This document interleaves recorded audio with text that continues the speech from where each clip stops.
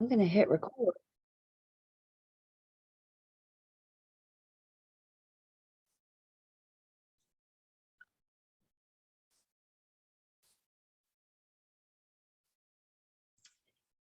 And where we are is looking at our exclusive buyer agency agreement. Once we do put this thing in writing, and we want exclusivity, we only want the buyer to date one firm. So we've talked about the firm's duties to the buyer. We looked at our non-discrimination clause. So where we are now is talking about the buyer's duties to the firm. Again, it's important that we remember that an agency agreement is a bilateral contract, which means both parties have to perform. Both parties have duties and obligations. So the duties that the buyer gives to the firm, the buyer agrees to cooperate with the firm in the acquisition of property of the type described above, including but not limiting to working exclusively with the firm during this agreement. Remember, it's an exclusive relationship, and that's one of the big things that the buyer owes the firm is exclusivity. So working exclusively with the firm, immediately referring to firm information about any property the buyer may be interested in examining, complying with reasonable requests of firm to supply any pertinent financial or personal data needed to fulfill the terms, being available for reasonable periods of time, properties, examining properties only by appointments made or through firm and accompanied by an aide, conducting all negotiations and communications through the firm, conducting all due diligence on property in consultation with the firm, and paying for all products and services required in the examination and evaluation of properties, such as their surveys, inspections, etc.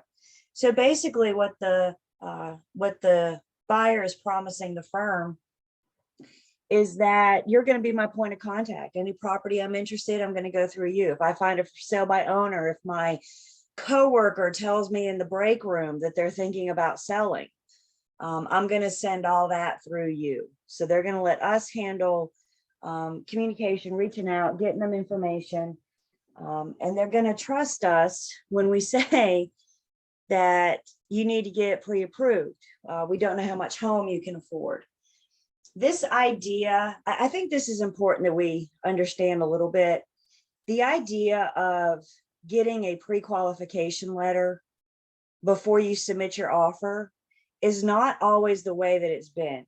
If you talk to somebody that bought a house 15, 20 years ago, the way it used to be was you find the house and then you talk to the lender. And when you talk to somebody that bought a house 20 years ago and you say, before I put you in my car, I need you to talk to a lender, they're gonna, what? No, that's not the way it is, you know? So part of what we're doing with buyers, not just first-time home buyers, but buyers has been a while since they bought, is we're helping to educate them through the process today. So today, sellers aren't even going to consider your offer unless you have a pre-qual or a pre-approval letter, right? So that's something that I think buyers sometimes have a bit of a hard time understanding. So we're going to use us to communicate. Like I said, examine all appointments, be available to see the properties, examine properties at reasonable periods. Again, if my buyer hires me to help them find a home, but they're never ever available for showings, it's kind of hard for me to do my job. I think those of you that are active may have already learned that we kind of need to be flexible, don't we? Because this buyer may work Monday through Friday. You may have another buyer that works evenings or another buyer that works weekends, for example. So that's one benefit that we can provide if we can, to be flexible. I've helped 2 people buy a home that work third shift. So when we're viewing property, we're either out at 8 o'clock in the morning or 7 o'clock at night. You know, we're either going on their way home from work or their way to. So again, just being flexible. Questions about the buyer's duties to the firm.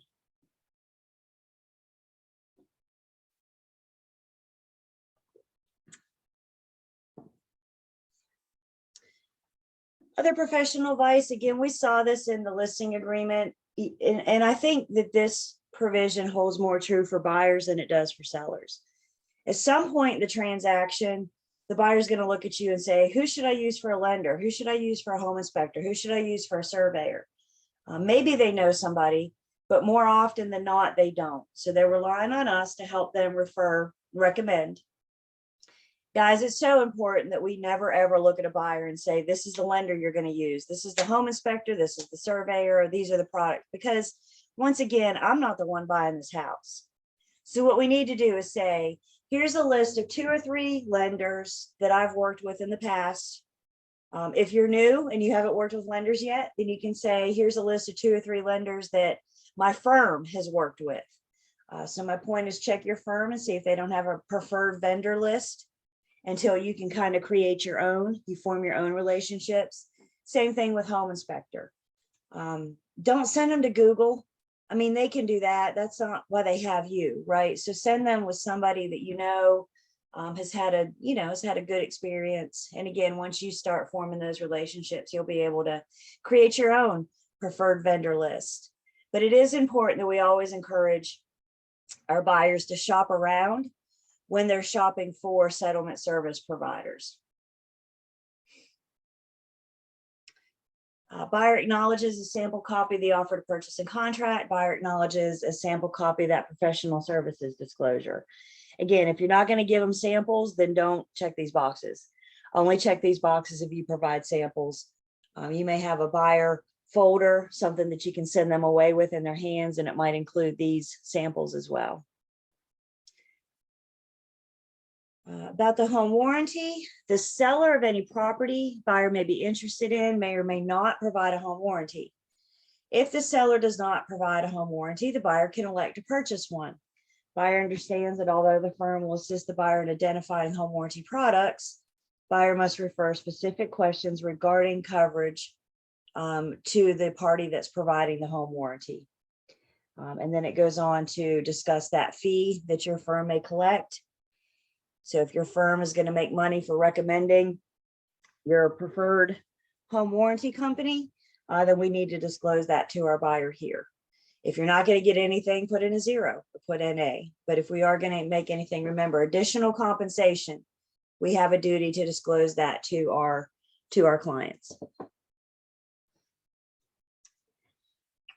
Confidentiality of offers. Again, this is another provision that we don't see in the listing agreement, but we see in the buyer's agency agreement. This says brokers are prohibited by real estate commission rule from disclosing the price of other material or other material terms contained in the party's offer to purchase, sell, lease, rent, or option real property to a competing party of any offer buyers may make is confidential. Additionally, let's see, I think I skipped some. Without the express authority of the party making the offer. However, sellers may elect not to treat the existing terms or conditions of any offers buyer may make as confidential. Sellers may elect not to disclose or authorize seller's agent to disclose existence of any other offers. So once again, I think it's important that we remember that only licensees are held by license law and commission rule. Your seller is not held to the same rules that we are.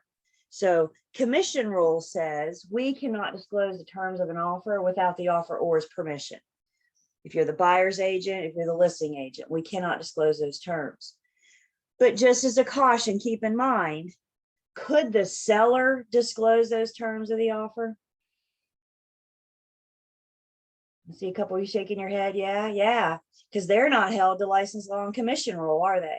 So yet another good reason, I don't like buyer and seller talking. I don't want them communicating. I want them going through the agents, because the seller, there's nothing stopping the seller from shopping offers and pitting buyers against each other.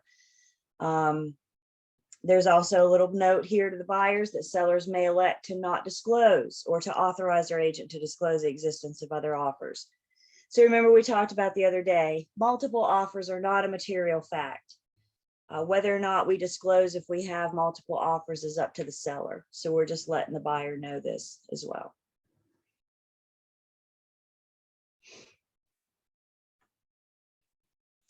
Additional provisions, again, anything else that the parties may agree to. not in this agreement, then we have this little place here. If you need more room, just add an extra page. One thing we mentioned on yesterday, and one example of something you may have in here, we may get the opportunity to work with a buyer that maybe we want to keep their name confidential. Maybe in disclosing their name, it might harm their negotiations power. I used to use Cam Newton as an example. I need a better example now, but if you will, let's say Cam calls you one day and says, I want to buy a condo in downtown Winston-Salem. And you're writing up an offer on behalf of Cam, and Cam wants to offer less than asking price. And you submit the offer, and the seller looks at that, they see less than asking price, and they see Cam Newton. Is the seller going to counter? Are they going to say, I know Cam can afford this. I know Cam can buy this property. So that's going to hurt just by knowing that it's Cam. It's going to hurt his negotiation power, right? So there may be a situation where we need to keep that seller or that buyer's name confidential until a contract is formed and the seller knows. If Cam calls you and you run into that situation, I first advise you to go to your BIC. Go to your BIC first. You guys may want to get an attorney involved just to make sure that you're proceeding with the best interest of your client, your celebrity client, to help protect their name and not harm their negotiation power. It's also talked about in the guidelines. We looked at the guidelines to completing these forms, so you can find information about keeping your buyers' names confidential then too. Questions or comments on that?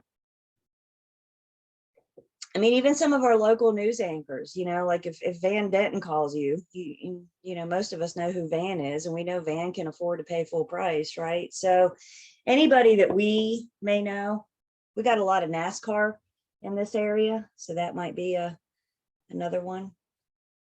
Celebrities have to buy houses too.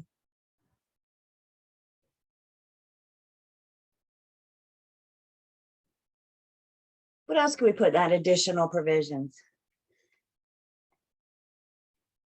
I mean, anything.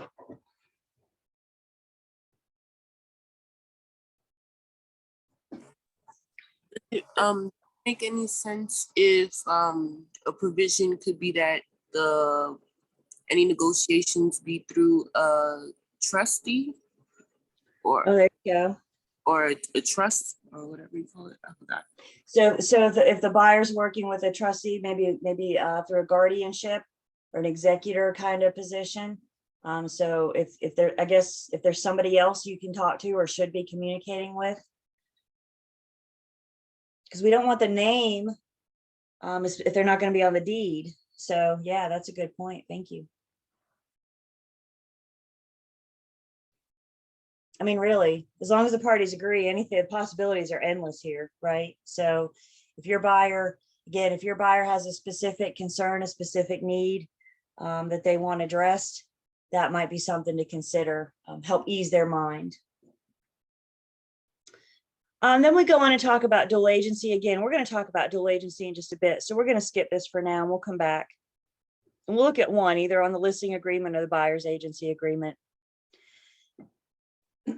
Termination, breach, mediation, attorney's fees, same thing we saw in the listing agreement. We're not going to go back through this. Any contract, though, has to have provisions about what happens if we break our promise to each other. What happens if I don't perform? What happens if you don't perform? So this is covering if we terminate, we still expect to get paid. If we breach, prefer to take it in mediation instead of court. This entire agreement, or this agreement constitutes the entire agreement between the buyer and the firm.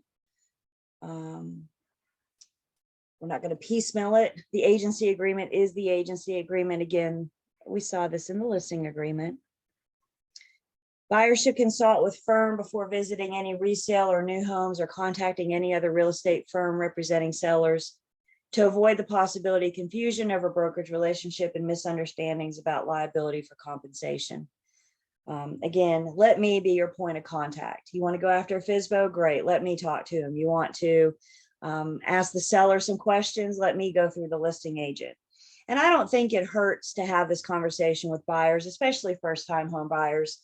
I've had buyers that thought, well, Julie's busy and I got some questions, so I'll just call. No, guys, this is my job. This is what I do for a living. So let me do my job.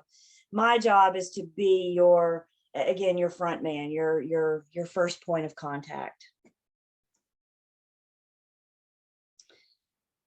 Surveillance. Buyers advised to be mindful of the fact that there could be video audio surveillance devices located on any property examined by the buyer.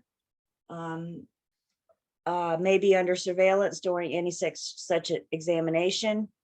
Federal and state laws prohibit the interception of oral communication through the use of electronic, mechanical, or other device, whether or not recorded, without the consent of the party to that communication.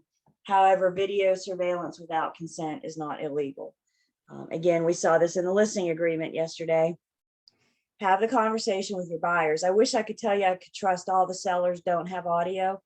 I mean, those Ring doorbells pick up everything. So unless the seller turns that off, you can have a conversation on the front door that they, or the front porch that they can listen to. So just kind of caution your buyers. We don't want them to harm their negotiation power by walking in the home and showing their excitement, showing their love. So just kind of let them know that we can keep our emotions down until we get back in the car, back to the office, and then they can get all excited. But it's kind of hard for me to negotiate on their behalf when the seller has heard them say, I love this house, I'll do anything for them. The seller just heard full price, if not more, right? They just heard lots and lots of dollar signs at that point.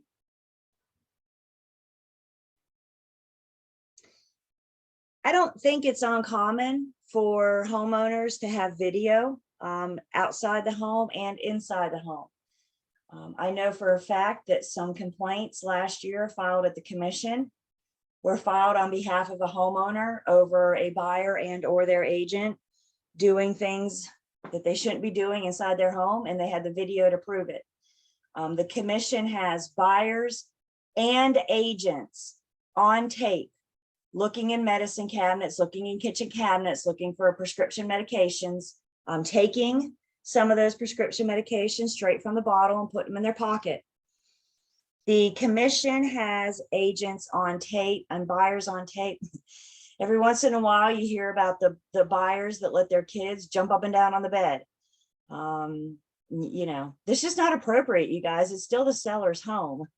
So when we're with our buyers in the home, part of what we're doing is making sure that they're, you know, respecting the home and not doing things that they shouldn't be doing. Could you imagine being a seller and sitting there on your phone? Maybe you're at the Starbucks and a showing comes in, you watch the kids running in and jump up and down on the bed. That'd be hard to stay put, wouldn't it? I want to run home and say, get out of here. But let's all remember, you guys, that it's still the seller's home.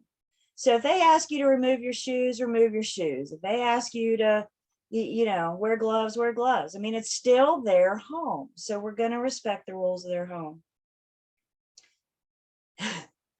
There was a disciplinary action a couple months ago. You guys are getting that e-bulletin. You can see those disciplinary actions.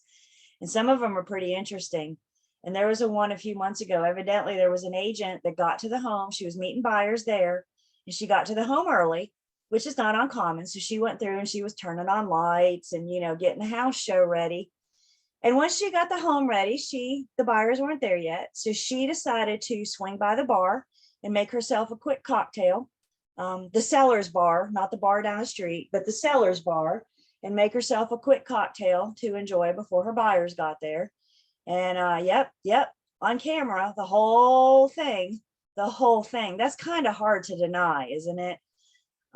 So respect. I don't know another way to sum up that, that discussion. Respect the seller's stuff, respect the seller's rules. And remember, there's a good chance they might be videoing you. So smile and wave, you know, when you see that camera, because they're sitting there.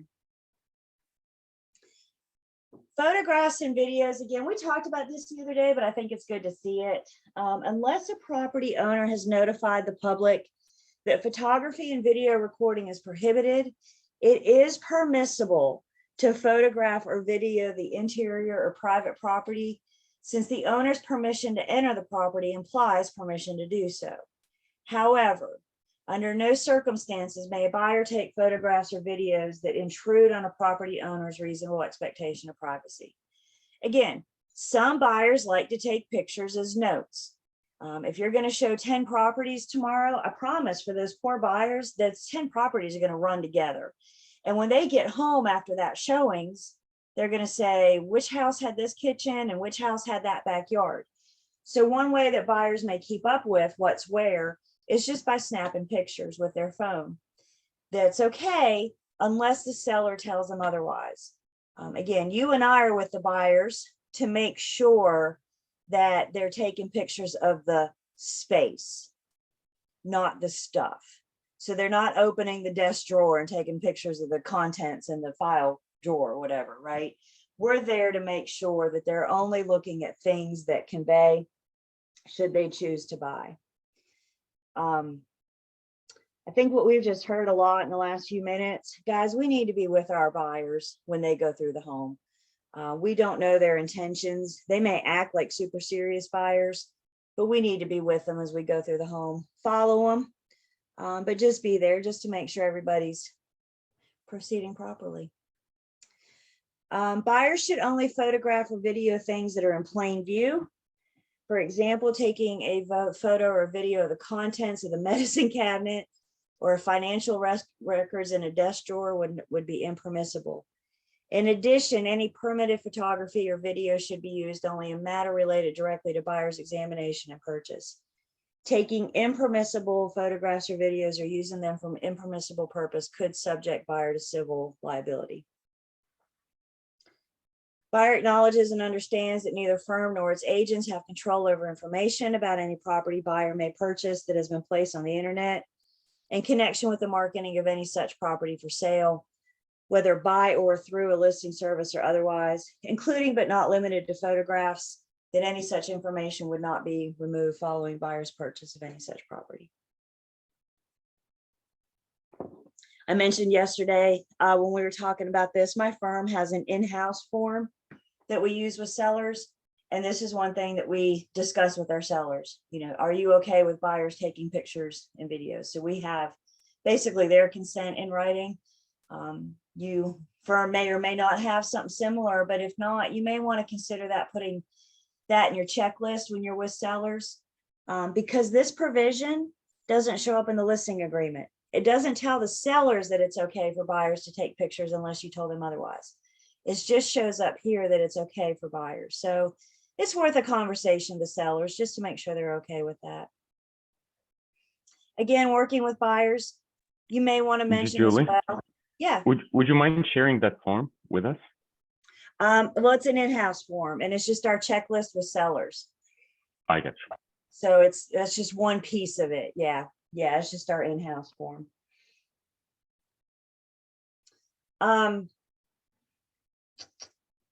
What else? Other questions on this, comments? Oh, make sure too, you mentioned to your buyers, they can't or shouldn't be, after you see 10 properties, they may not want to slap all those on social media and say, look what I did today. You know, they're doing them for their purposes, their information. They're not, shouldn't be putting all those pictures on social media.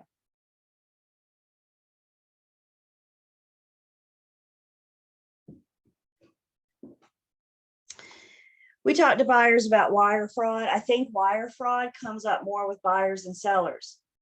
With sellers, it's only going to come up when they want their proceeds transferred to them electronically.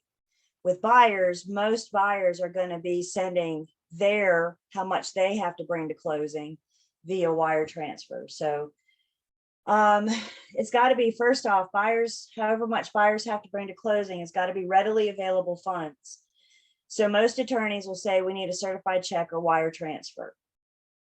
Some attorneys may have, I know some attorneys say like if it's over $25,000, then wire transfer only kind of thing. So if you've never worked with this attorney before, you know, just call them or their paralegal and say, how would you like my buyers to bring their money? But I think wire transfer is what most of them do.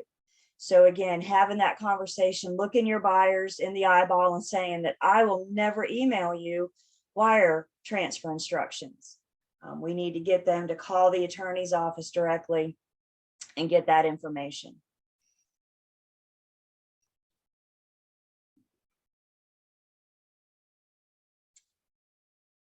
Just a reminder, the Q&A brochures that are available. Again, I think these are even better for buyers and sellers because now we got a Q&A brochure on the home inspection, earnest money deposit, due diligence, the closing process. So I just encourage you guys to be familiar with those Q&A brochures.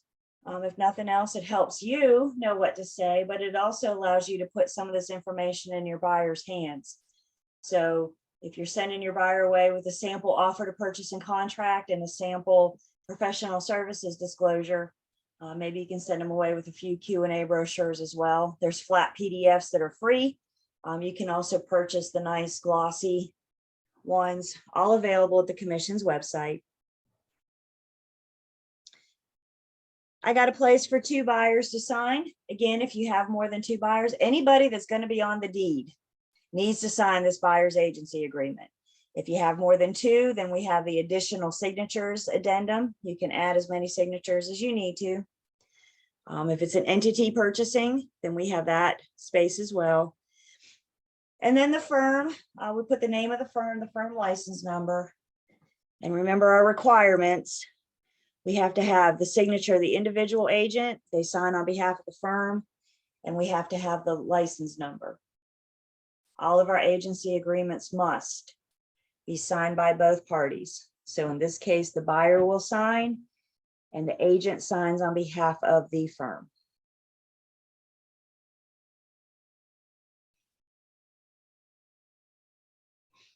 Questions? Exclusive buyer agency agreement.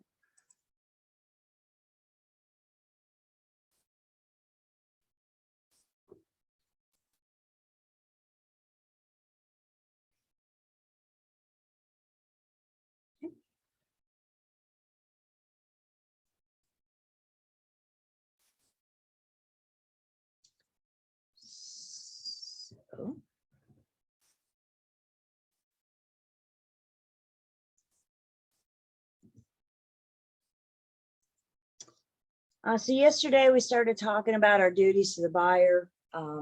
Again, as a buyer's agent, we're going to be held to a higher standard with regard to protecting and serving the buyer's interest than you would a seller's agent dealing with a buyer as a third party, as a customer.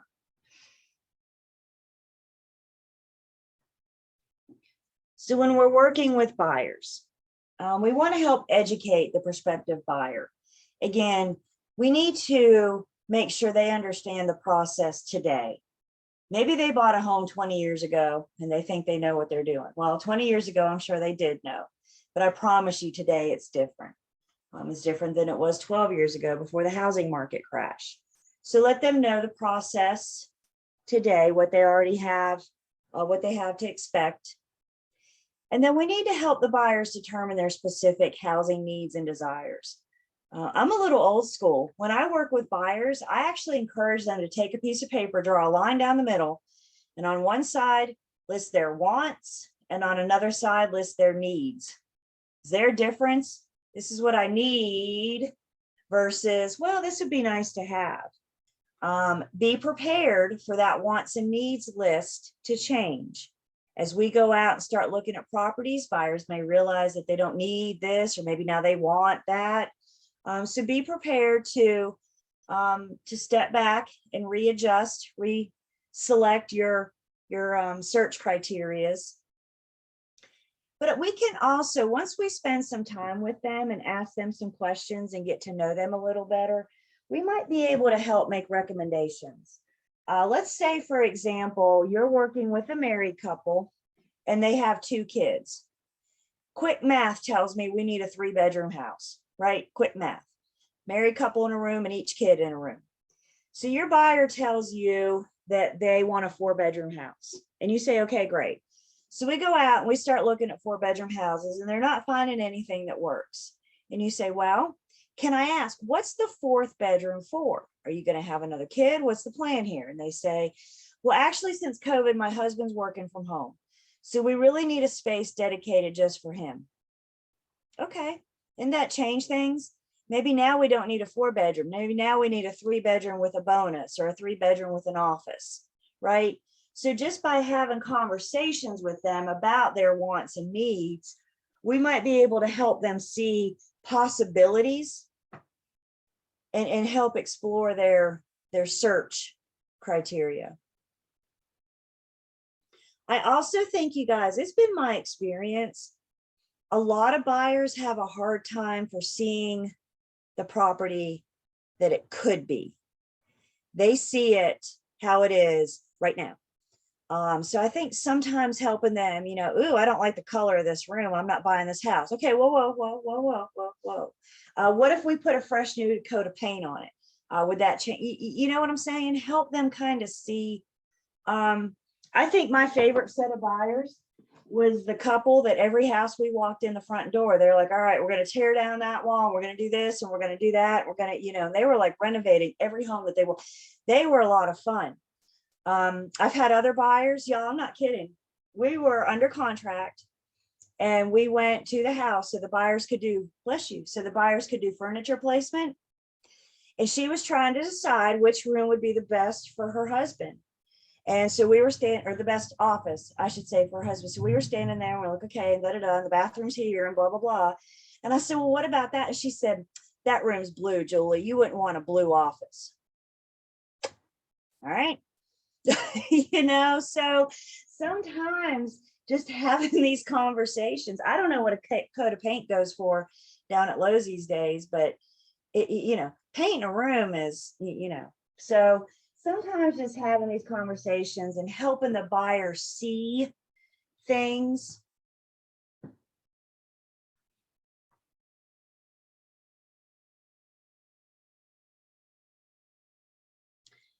One big piece of working with a buyer is qualifying the buyer. Now, I think best practice is to get the buyer to a loan officer as soon as possible.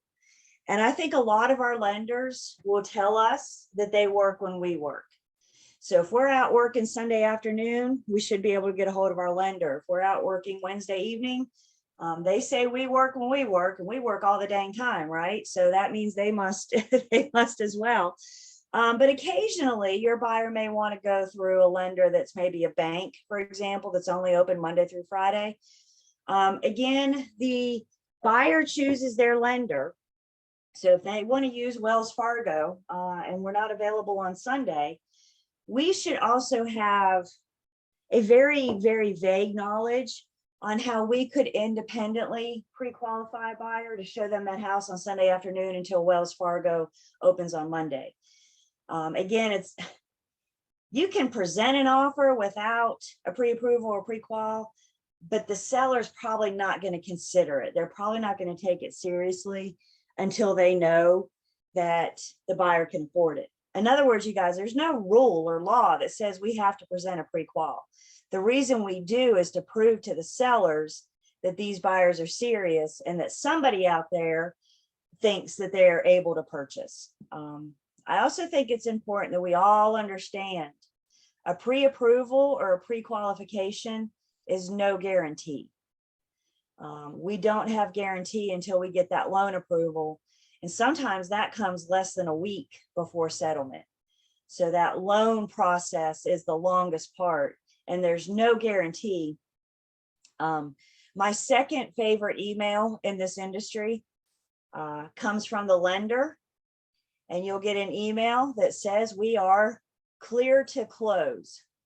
That's my second favorite, clear to close. My first favorite is from the attorney that says we are on record. That's when we know it's officially a done deal. But once you get that clear to close from the attorney, that's when you have, or not from the attorney, I'm sorry, from the lender. But until then, all we have is pre. There is a difference between a pre-approval and a pre-qualification. A pre-approval, the buyer has talked to the lender. The buyer has given the lender their numbers. They've said, this is my debt, this is my income, This is how much money I have going in, how much money I have going out. Based on the information that the buyer gives to the lender will crunch those numbers and produce a pre-approval. A pre-qualification, now the lender is verifying those numbers. So a pre-approval is just information based off what the buyer said. The pre-qualification is now the lender's looked at. I think through the eyes of the seller, pre-qualification is a much stronger case, right? Because now the lenders ran the numbers. Some lenders will give you a pre-qualification, others won't. I had one that said, honey, you got that backwards. You get your pre-qualification after you get your contract. And I said, well, wouldn't I do better to get a contract if you gave me a pre-qualification? I mean, we're kind of running chicken and the egg thing here, you know, but all lenders are different. I think that's also important that we understand. So we're going to skip ahead, keep your place in the book. And we're going to skip ahead. We're going to go to chapter 13. We're going to talk just a little bit about the loan. So let's go to page 433 if you're in the hard book. If you are in the digital manual, in chapter 13, we're on the residential real estate lending practices and procedures. And particularly, we're going to talk just a little bit about this loan to value ratio. So again, I'm on page 433 over to 444. Digital, we're under lending practices and procedures. Loan to value ratio. So the loan to value ratio, guys, this is the lender's ratio. This is how the lender perceives how much money do they want to give you. And the lender is going to base how much they give you off of what's determined to be the value of the property. The lender will consider the value, either what it appraises for or the purchase price, whichever is less. The loan amount will be issued off of the appraised amount or the purchase price, whichever is less. So we go under contract. If the buyer is getting a loan, then an appraisal is required, period, end of story. The appraisal is actually the property of the lender. The lender is the one that demands the appraisal. The lender is the one that wants to see that information. The buyer gets to pay for it, but it's actually for the lender, so they know how much loan to issue. Again, this was huge in this market we're coming out of. I list my house for $200,000. I have multiple offers and competing buyers. We get an offer for $285,000. Is that thing going to appraise? I mean, we don't need to crunch numbers, but is that thing going to appraise? Probably not. The buyer needs to know going into that situation that they're going to have to come up with some differences, aren't they? They're going to have to come up with some money out of pocket, because the loan is only going to be issued on the purchase price or the appraised value, whichever is less. So we go under or I list it for 200. Let's say we go under contract for 285 and it appraises for, I don't know, 220, 215.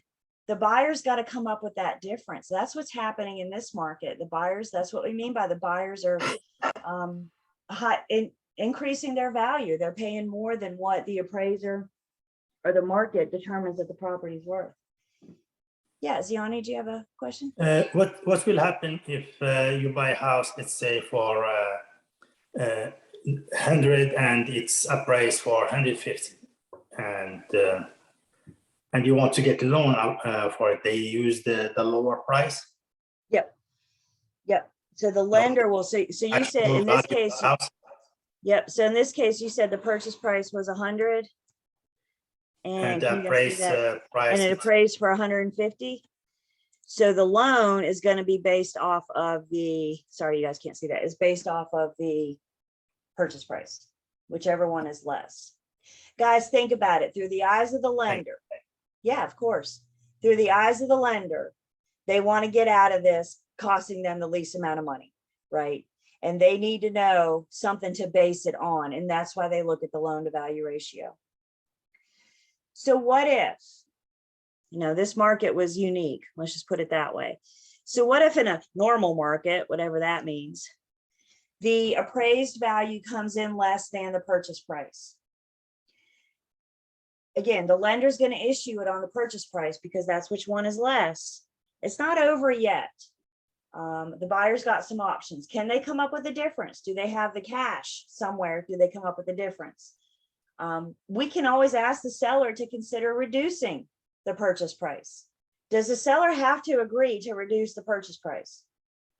No, we already have a signed contract in our hand saying the seller expects to collect X amount, right?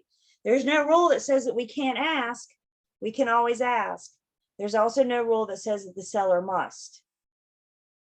Maybe we can get the two to meet in between. Maybe we can get the seller to reduce the purchase price some and the buyer to come up with some cash to make up the difference. Bottom line, if it appraises for less than the purchase price and the buyer can't make up the difference, or the seller's unwilling to reduce the purchase price, we have to terminate. We're not going to get loan approval. So we can explore our options. And by the way, the buyer, when I say they're going to have to come up with a difference in cash, they may be able to get another loan, but I doubt it because the lender is already trying to give them a loan to purchase the home. So that would have to be a conversation when your buyer, your lender, if possibly borrowing the difference. But most of the time the lender is going to say, no, you're trying to get a loan from me. I'm not going to let you get another loan to purchase this home. And guys, that does include a loan from a private source. So for example, the bank of mom and dad. Mom and dad could say, well, I'll let you borrow the difference. Again, we got to run that by the lender. What if mom and dad want to gift it? Is there a difference in gifting and borrowing? Borrowing implies what? You got to pay them back. So if mom and dad want to gift it, the lender may make mom and dad sign something that say, this is a gift and we don't expect to be paid back. And if mom and dad lie, that's called loan fraud. Questions on that, comments? We had buyers making offers, again, $85,000 for example, more, knowing it's not going to appraise and saying in their offer, I will not terminate when this thing doesn't appraise, telling the sellers up front that they have the money to make up the difference. So the seller could take their offer seriously. It was tough. There were some crazy things going on in the last couple of years. Not out of it yet.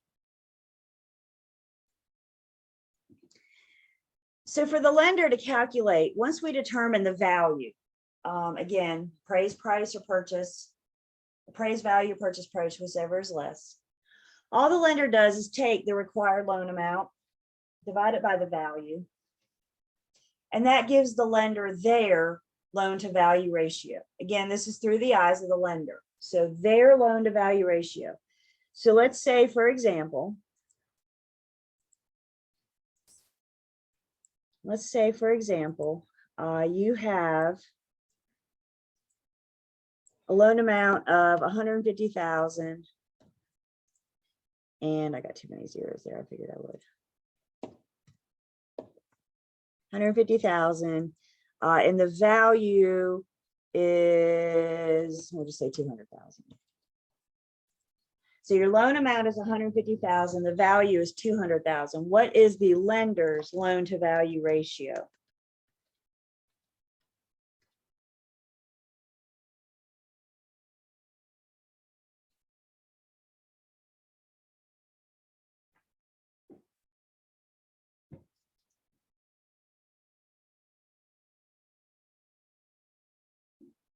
You guys, yep, that's what I got too, Ziani. We got 75%. So what that tells the lender is, of the value of this home, how much is this buyer asking me to invest in this property? And in this case, we're asking the lender to invest 75%, which means the buyer has to bring the difference. The buyer has to bring 25%. So if you're bringing 50,000, if you're bringing 20%, and your lender's bringing 150,000, 75%, who has the biggest interest in this property?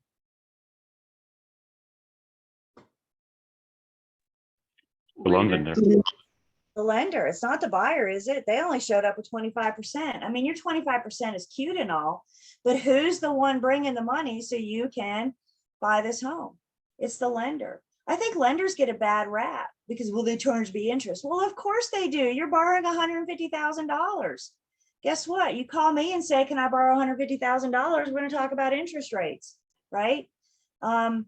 Lenders have an interest and they got to protect that interest. This is part of the reason why they require taxes be escrowed, homeowners insurance be escrowed, these kind of things, because that protects their interest.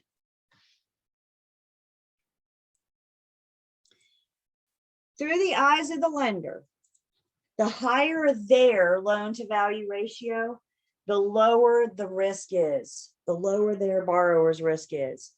We're not seeing as many 100% loans today as what we did prior to the housing market crash. Before the housing market crash, 100% loans were all over the place. I'm not saying you still can't find a 100% loan. I'm saying we're not seeing them as much as what we used to. But let's just say, for example, in our previous, the lender had a 75% interest. The higher that ratio, the lower the borrower's risk, or the lower the lender's risk is for the borrower.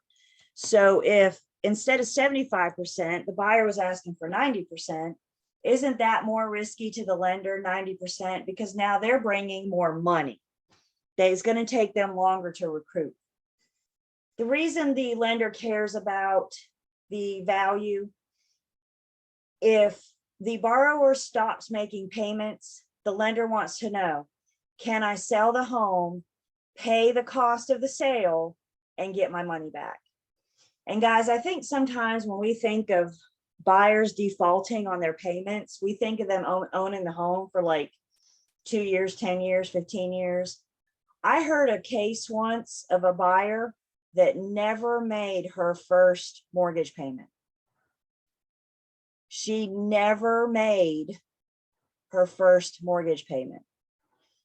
She was risky from the lender from day one. I don't know whatever happened. I didn't hear the outcome of that. I mean, obviously foreclosure soon if she didn't get caught up. But the lender needs to know, if I give you this money today, can I sell your home today and get my money back?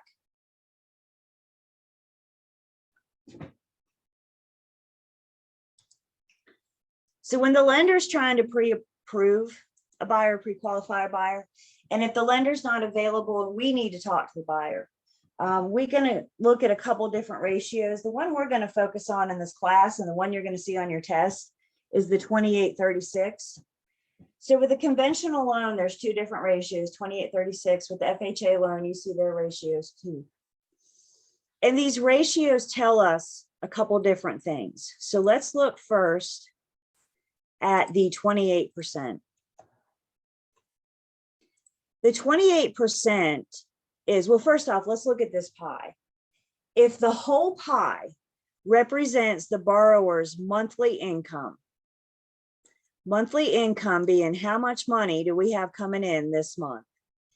If the whole pie represents their monthly income, what the lender is saying is that they can allow 28% to go towards housing expenses. So if your entire monthly income, your entire monthly pie, 28% can go towards housing expenses. Housing expenses include your PITI payment, principal and interest, taxes and insurance. Housing expenses would include HOA dues, if applicable. Housing expenses would include your private mortgage insurance. Conventional loans of more than 80%, loan to value ratio of 80% or higher, need to have PMI, private mortgage insurance. So if your PITI, HOA dues, and PMI equal less than 28% of your entire monthly income, then that's one piece of the pre-approval process. The second piece looks at a different pie. This pie, well, it still looks at the same pie. This pie, once again, represents your entire monthly income. But now what the lender figures is that of your entire monthly income, we can allow 36% for housing expenses plus the buyer's reoccurring debt.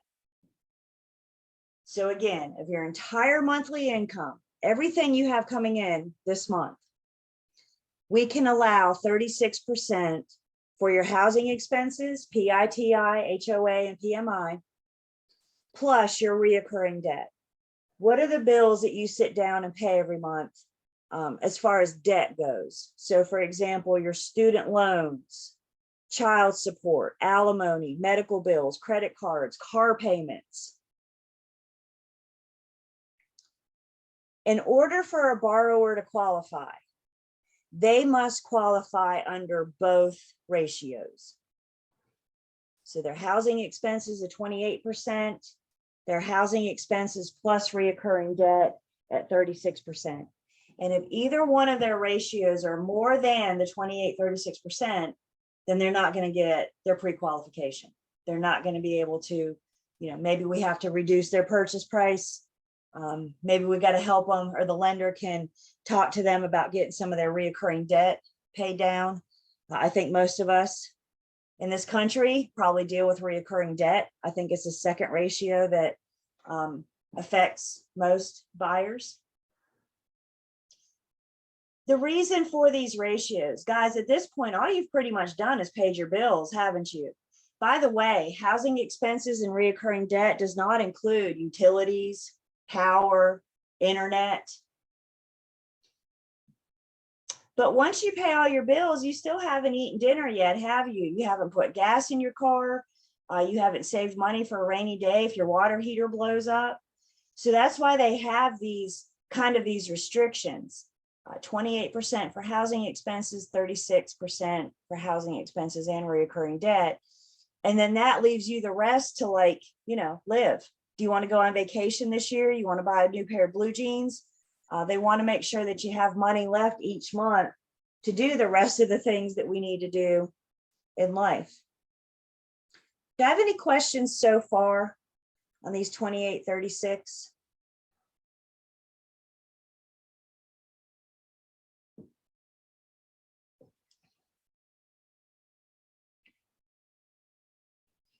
Okay. So there's a couple of different things we can see. First off, we could be asked to find the maximum payment. And again, when we're doing these, we need to consider both numbers. We need to consider the 28% and we need to consider the 36. So when the problem asks us for maximum payment, for the 28, we take our monthly income or our borrower's monthly income times 28%. And under that ratio, that'll tell us how much the lender will allow for the maximum payment. And then we need to do it again, considering the reoccurring debt. So now we're going to take the monthly income times 36%. And we'll do some examples as well. Once we take the monthly income times 36%, then we're going to deduct their reoccurring expenses. So now I got two numbers. The lender has two numbers, right? We got a maximum payment using the 28%. We got a maximum payment using the 36% and deducting the reoccurring expenses. The lender is going to approve the borrower on whichever number is less. What's their allowable maximum payment? It's the lower of the two numbers.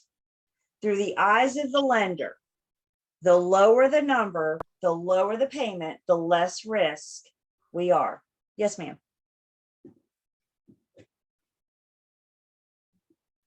Did you have a question? I do.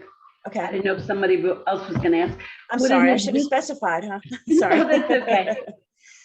Would an existing mortgage be considered, like, let's say you own something and you decide you want to rent it out and buy something else. Would the existing mortgage be considered recurring debt? Yeah, I would think so, because you still have an obligation to pay that off. Yes. So, you know, if you have Yeah. a car loan, or if you're making like medical bill payments or something like that, then that would cost, so absolutely another mortgage for So another if you, property. if you get a second mortgage, they're just gonna look at the 28% for that new mortgage. So if you get a second mortgage, that's a different process. So No, I'm if saying you're, like- if you're getting a second mortgage on this property. Right, no, no, no. I mean the second mortgage on another house. So that would be Mhm. originating a new loan. So Yeah, then they consider that. Yep, absolutely. Yep, thank you. yep. Now, if you're getting a second mortgage on the loan you already have, right, then that's going to be a totally different, but you own a property and you want to buy another property. That's what you're saying, right? So yeah, they absolutely, because remember lien priority, you guys, lien priority says the first one to record wins. Yep. So, but if you want to buy a home, they got to consider that they are, you know, if we got to take you to court for, you know, anything, those foreclosures and stuff, I mean, they follow you. So they want to take everything into consideration. Again, the big picture of the lender is, when can I get my money back? When can I get my money back? So let's look at an example together. We're going to do kind of work this one together, and then we'll take our break. And then when we come back, I got another problem for us to work. But let's just kind of, everybody have this jotted down. Your monthly income times 28%, then your monthly income times 36 minus the recurring debt. Everybody have that so we can refer back to it. Okay. So Brian has an annual income of $35,000 and his wife Margaret has an annual income of $38,000. Reoccurring obligations are $700 per month. What is the maximum payment they can afford using those 28-36 qualifying ratios? So I have annual income of $35,000 and I have another annual income of $38,000. So I have a total annual income for the two combined of $73,000. We're not studying annual income though, are we? We need monthly. Our 28-36, our pies are based off of monthly. So if we have annual, we need to convert it to monthly by doing what? Well, we're just going to simply divide by 12. That's right. I heard it. So once we take their annual income and divide it by 12, we learn how much Brian and Margaret's monthly income is. That $6,083.33 is what builds the pie for Brian and Margaret. We're looking at one pie using the 28%. We'll look at a different pie using the 36%. Do I have everybody so far? We just define their pie.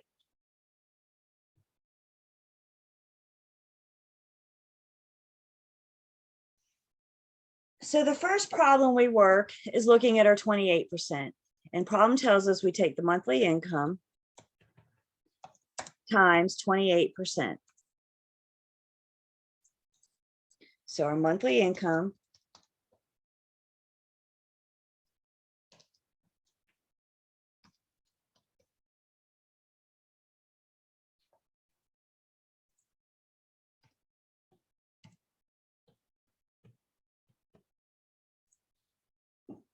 so running under the first pie, we get a payment of $1,703.33. What I'm telling you is if Brian and Margaret didn't have any debt, they could afford a monthly payment of $1,703.33. This is their PITI, HOA, and PMI. However, do Brian and Margaret have debt? Do they have recurring debt? Yes, so now we need to run the second pie, the second number, and take that number into consideration. So now, same monthly income, talking about the same borrowers, so it's the same monthly income. Now we're going to say times 36%. So our 6083.33. And that gives us expenses and and I'm just gonna round a little bit here because I got a bunch of nines. That gives us expenses and reoccurring debt of $2,190. When I study their entire 36 pie, what can we allow for the payment or for that pie is the $2,190. But the question is asking me specifically about their payment.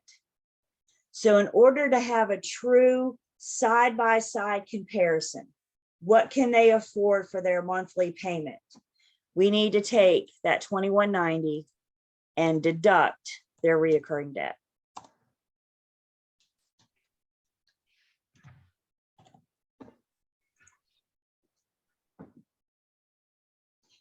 Good question. They look at gross annual or net. I believe they look at gross. I believe it's all, yep. I get head nods, yep. So now we ran two ratios, we ran two formulas, right? So now we have two answers. We have 1703 under the 28%, and we have 1490 under the 36%. And through the eyes of the lender, which allowable payment is less risky to these buyers? The lower. The lower of the two. Through the eyes of the lender, is it less risky to have a required monthly payment of 1703, or is it less risky to have one of 1490? So in this case, the lower of the two. Can we see that a little bit? So in this case, the lower of the two, which means their approval is going to be for an allowable payment of $1,490. But the lender's got to take both numbers into consideration.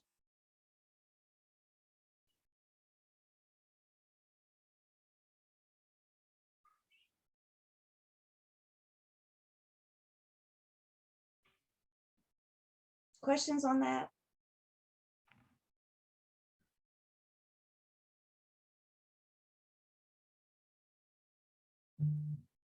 I think this is, well, I mean, this could be worked either way. When we come back from break, we're going to talk about how we can qualify them just looking at their income, determining their income. So we'll look at the other way of this formula.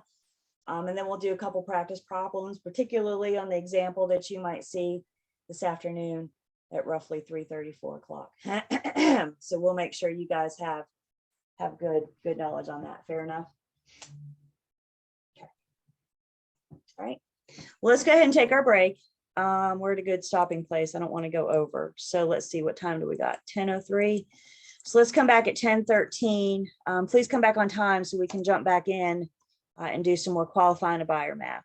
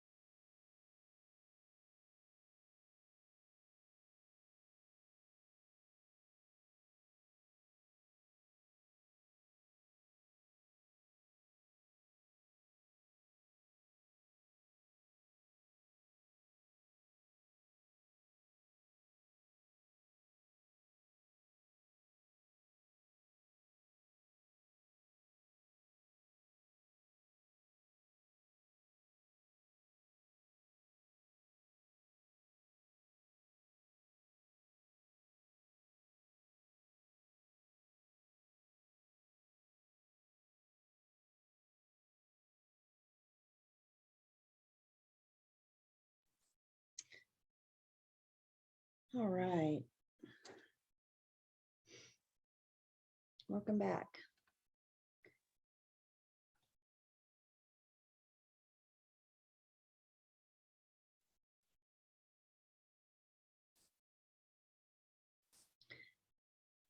So one piece of it that we just looked at is determining that maximum payment. Basically, what the lender's asking is, how much house can this buyer afford? Like we said, if they don't qualify under both, then they don't qualify. Which ratio will the lender use? In this case, with the maximum payment, they're looking at the lower of the two because that's what less risky. So what if they don't qualify for either? What if they don't qualify under either ratio? Well, it's not over yet. Maybe we have them look at a less expensive home. Maybe their monthly payment is too high. So if we find something less expensive, then their payment may not be as high. Again, the lender very well may work with them to try to get some of their reoccurring debt paid off. So the lender may offer some suggestions that they can do to get some of that debt paid down so they can afford that home. Why would a lender help a buyer pay off their debt so they could afford to buy a home somewhere down the road? Maybe not today, but maybe 5 years from now. Why would a lender help a buyer do that? So they can get a monthly payment for the next 30 years. So when they do qualify, who's that buyer going to call? Exactly. They're going to call that lender that helped them get to this point. Does that make sense? So I think a good lender is going to say, let's get some of your debt paid down. Let's get, this straightened out so you can afford to buy. If you are the agent that had been talking to them, are you going to stay in touch with them over the next couple of years until they get this paid down? I see several of you shaking your head yes adamantly. Why?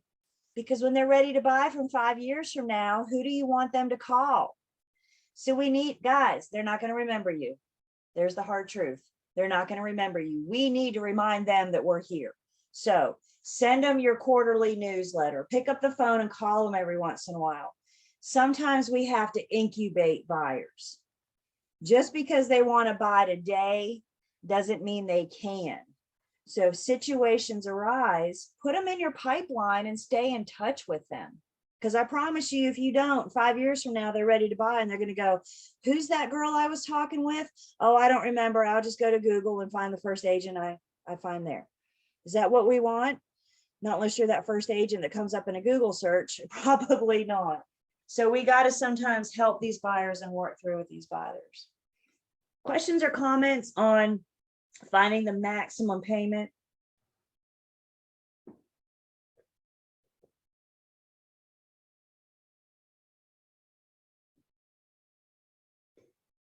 So then the other side of this is knowing what their payment is, but now we're looking for what's the minimum monthly income they need to purchase this home. So again, we're going to look at our two ratios. This time we know the expenses. So for the first 28, we're going to take their housing expenses, divide by 28%. And in the second one, so we have all the information to take into consideration, we're going to look at their housing expenses plus all of their reoccurring debt. Once we add those two numbers together, then we're going to divide by 36%. So once again, we got to crunch these numbers twice. We got to run them through twice. Once under the 28 and again under the 36. And what you're going to get is two incomes, two monthly incomes. And the lender is looking for the less of the two, the minimum of the two. I'm sorry, the higher. Minimum income is higher. It's opposite world. So if we're looking for minimum income, we're looking for the higher of the two. Again, which one is less risky to the lender? Isn't it the one that makes more money? So the less risk to the lender in both of these is whichever one has the less payment and whichever one makes the most money. Look through the eyes of the lender. So our minimum monthly payment, run it through twice. Look at your housing expenses, divide it by 28%.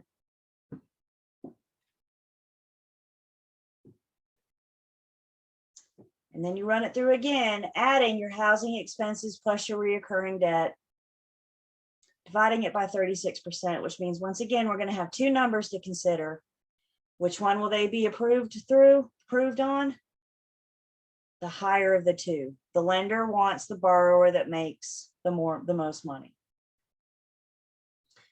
So once again, we're going to look at an example together. And then because of this type of problem, I find important, we'll look at another example too. So we'll actually see two examples of these.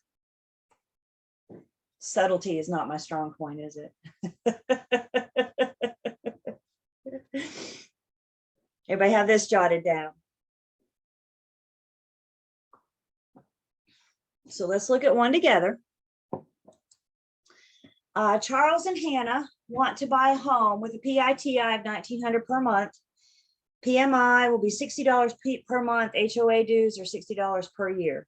They have recurring debt of $1,100 per month. What is the minimum monthly income needed to qualify using, once again, our ratios?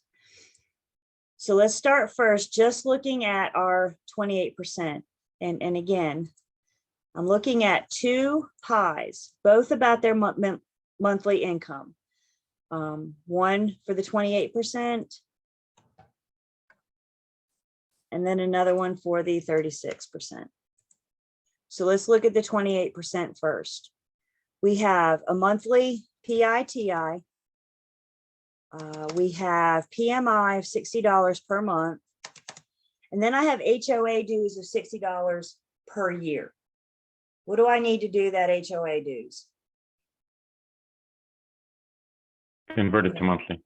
We need to convert it to monthly. So we're going to take our 600 annual and we're going to divide by 12 to get $50 monthly. Everybody good with what I did there? Oh, I did the wrong numbers. It's hard when I can't see.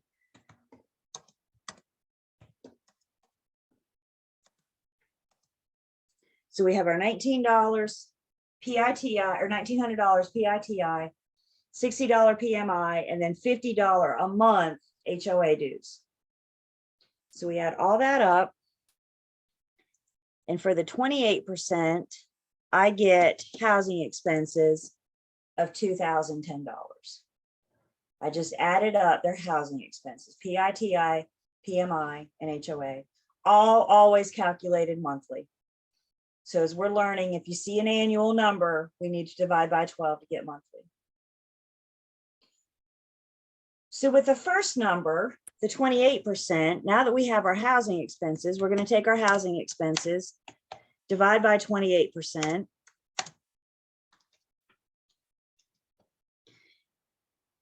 And I get minimum monthly income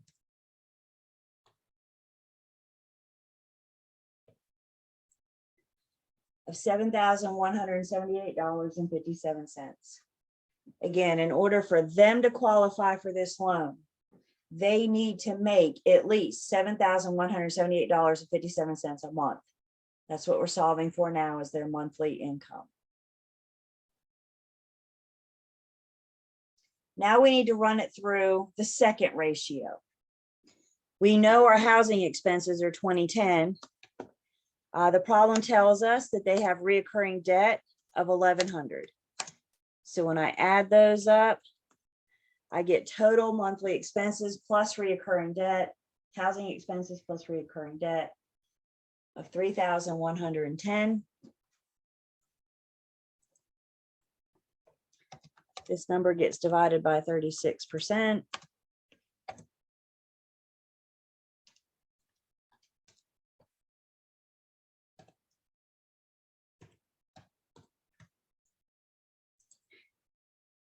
So now we get monthly income, $8,638.88. So the two numbers now that we have to compare, we have 71 something and 86 something. Which one is less risky to the lender? I'm sorry, I got a little bit lost. We did Sure. Second one. 210 plus the 111. Our reoccurring debt, 1,100. Okay. Because that second ratio looks at housing expenses plus reoccurring debt. So we Oh. figured out the housing expenses, the first round, the 2010. So now we add those two together. Basically, what we're saying is if you have housing expenses and recurring debt of $3,110, you need to make $8,638.88. That's your monthly income if you want these expenses. Does that help? I know Ziani, you said you too. What questions do we have? Julie? Oh, I said eight- the answer you asked. I said the second one will be less riskier for the bank.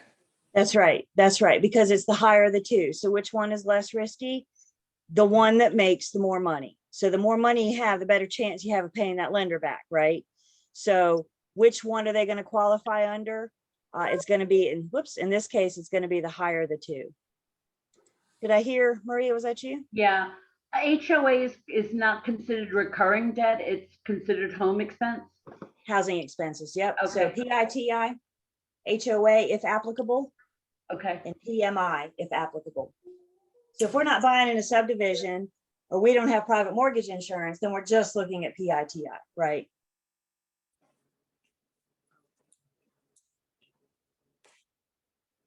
Chinquita, did you have another question? No, you just answered it. I was like, wait a minute, where did 60 come from? Okay, PMI. Okay, all right. I Yep. got it. Yep. So our housing expenses, everybody good? Our housing expenses are our PITI, our projected PITI, HOA, and PMI, both HOA and PMI if applicable.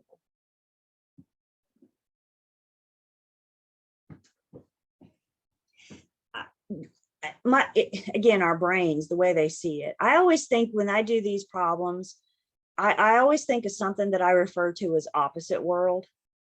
So when they ask you for the minimum monthly payment, we want the higher of the two numbers. When they ask you for the maximum, we want the lower of the two numbers. So you can look at the problem. I don't know which number to, if it's minimum, go opposite. If it's maximum, go opposite. That's what I mean by opposite world. Does that make sense? So the problem will kind of, and again, if we put on our lender hat, the question is, which one is less risky to that lender?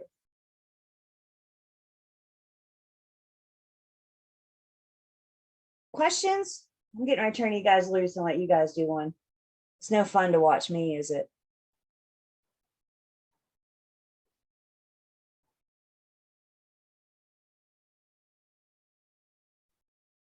Everybody have this? Can I erase?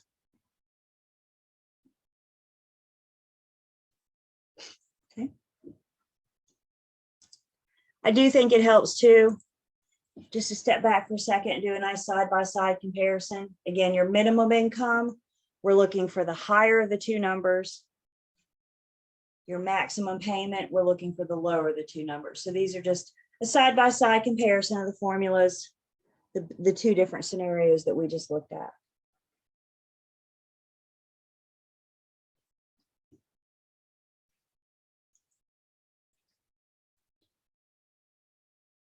So here's one for you guys, if you will. Once you get the answer, tell me in a private chat. So I know you've had time to work it. So tell me in a private chat your answer, and then we'll go through it together.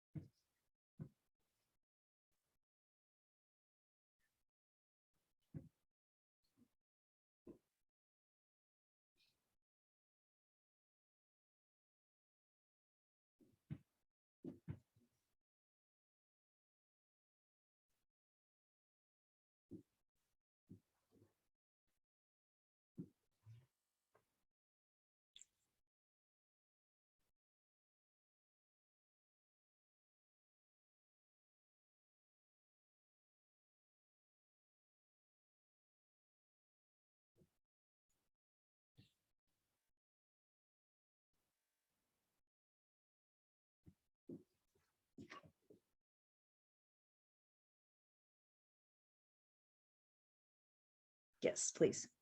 Private chat.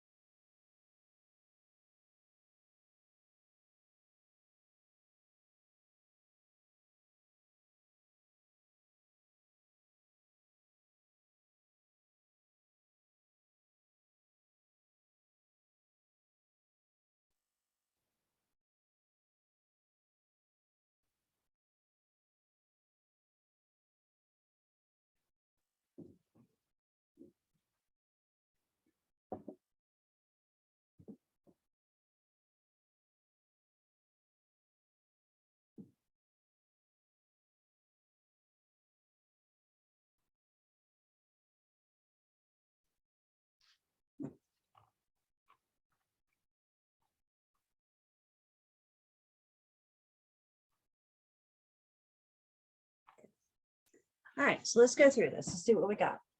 Borrower wants a loan in the amount of 300,000 with a monthly PITI of 2,600. Their monthly HOA dues are going to be 100. Their monthly car payment is $570, and they have other monthly recurring debt total 600. What is the minimum monthly income the borrower must be able to verify to the lender in order to qualify for the loan if they're using the expense to income ratios of 28-36%?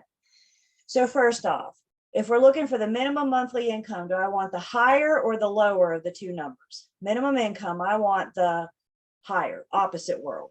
Everybody with me so far? I know it gets turned around in my brain too. So I say minimum, go higher, maximum, you go lower. So we're looking for the higher of the two numbers. So let's first consider our 28% ratio.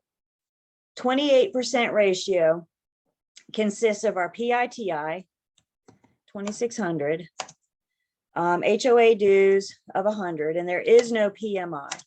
So my total housing expenses are going to be $2,700. I took my PITI plus my HOA dues to get my housing expenses of $2,700.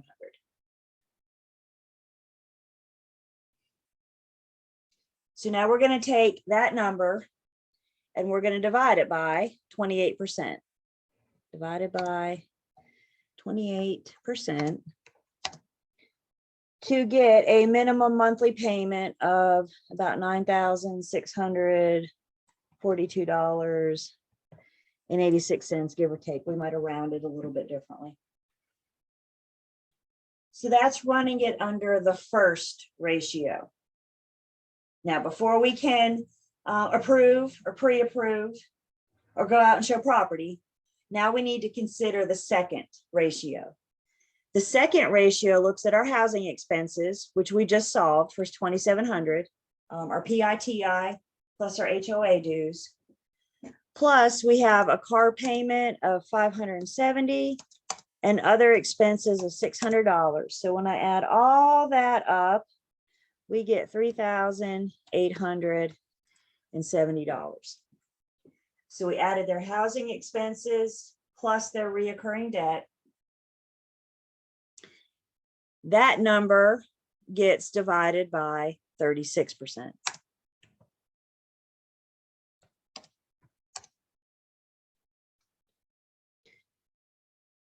So we get 3,870 divided by 36%. So now we get a monthly income of $10,750. Which one is less risky to the lender? Through the eyes of the lender. That's right. Yeah.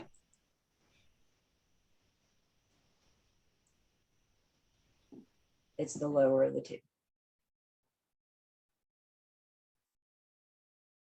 Questions? It's the higher of the two. Is that not what I said? I think you said the lower. Possibly. So let me read, it gets tricky in here. It gets crossed. So we're looking for the higher of the two. Thank you very much. The minimum, we're looking for the higher of the two. This afternoon, you guys, you're going to see two math problems. One is qualifying a buyer. There's a reason why we did the minimum monthly income twice. We may have time this afternoon to do one more together. The other math problem you're going to see this afternoon is a direct income. So remember, we found our net operating income last week. I would look at that formula over lunch if you need to refresh yourself. How do we first find the net operating income? And then how do we find the value? You don't have a CMA problem, but you do have here's a subject and here are 4 comps. So which one is the better comp? So you're not doing adjustments, but you are looking at comparables to figure out which one's the best. I say all that to say your exam this afternoon, those 3 are going to take you the longest. Finding the value, determining which comp is the best, and qualifying the buyer. My suggestion, when you get to those problems in your test this afternoon, bookmark them, skip them, and go back and do them in the end, because they're going to take you the longest. So bookmark them and skip them for now. And then once you're done with everything else, go back and do those math problems. I will let you guys have some scratch paper so you can work some of those out. And of course, your calculator. Remember, you can't use your phone this afternoon. So bring your calculator. Questions? Comments?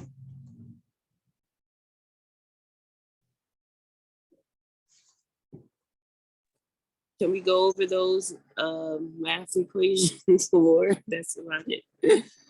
The equations?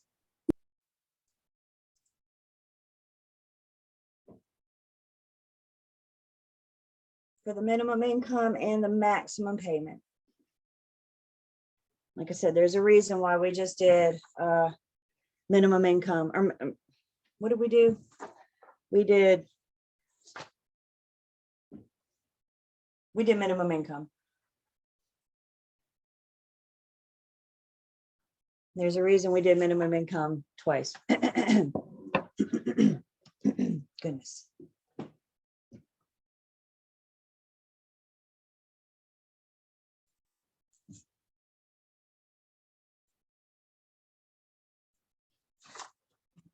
And Julie, you were talking about that other one, that direct income. That's the income cap approach. That's Yep. what you're talking about. Yeah.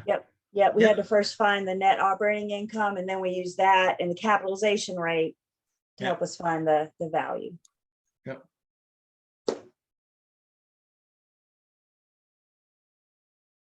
Like I said, you guys, those 3 are going to take you the longest. So if I can help with your time management this afternoon, bookmark them, save them for the end. Fair enough? Other questions? Qualifying a buyer? Again, guys, please remember, 98% of the time, I just made that number up, we're going to send the buyer to the lender. That's our number one go-to. We need to get the buyer to the lender for the lender to pre-approve and the lender pre-qualify it. The reason we need a very basic understanding of this is in the event the lender's not available. So we have an understanding of how this works, and your buyer may have questions. How do I get pre-approved? What do they look at? So we have this basic understanding of these 28-36 ratios, that they're conventional. I personally have never tried to pre-qualify a buyer on my own. I guess I've always been fortunate that I work with lenders that work when I work, is what they say. We work when you work. It might have proven me. But again, if you're going to a bank, Wells Fargo, Bank of America, They may not have Sunday hours. And bottom line, you guys, please don't spend a lot of time with buyers until you've gotten them to a lender. So if you're doing a quick pre-qualification on them this afternoon, it's just to show them one property. Have them call the lender at 9 a.m. tomorrow morning. Everybody with me? I don't want you guys spending your time, your gas, your energy showing homes to a buyer that they can't afford.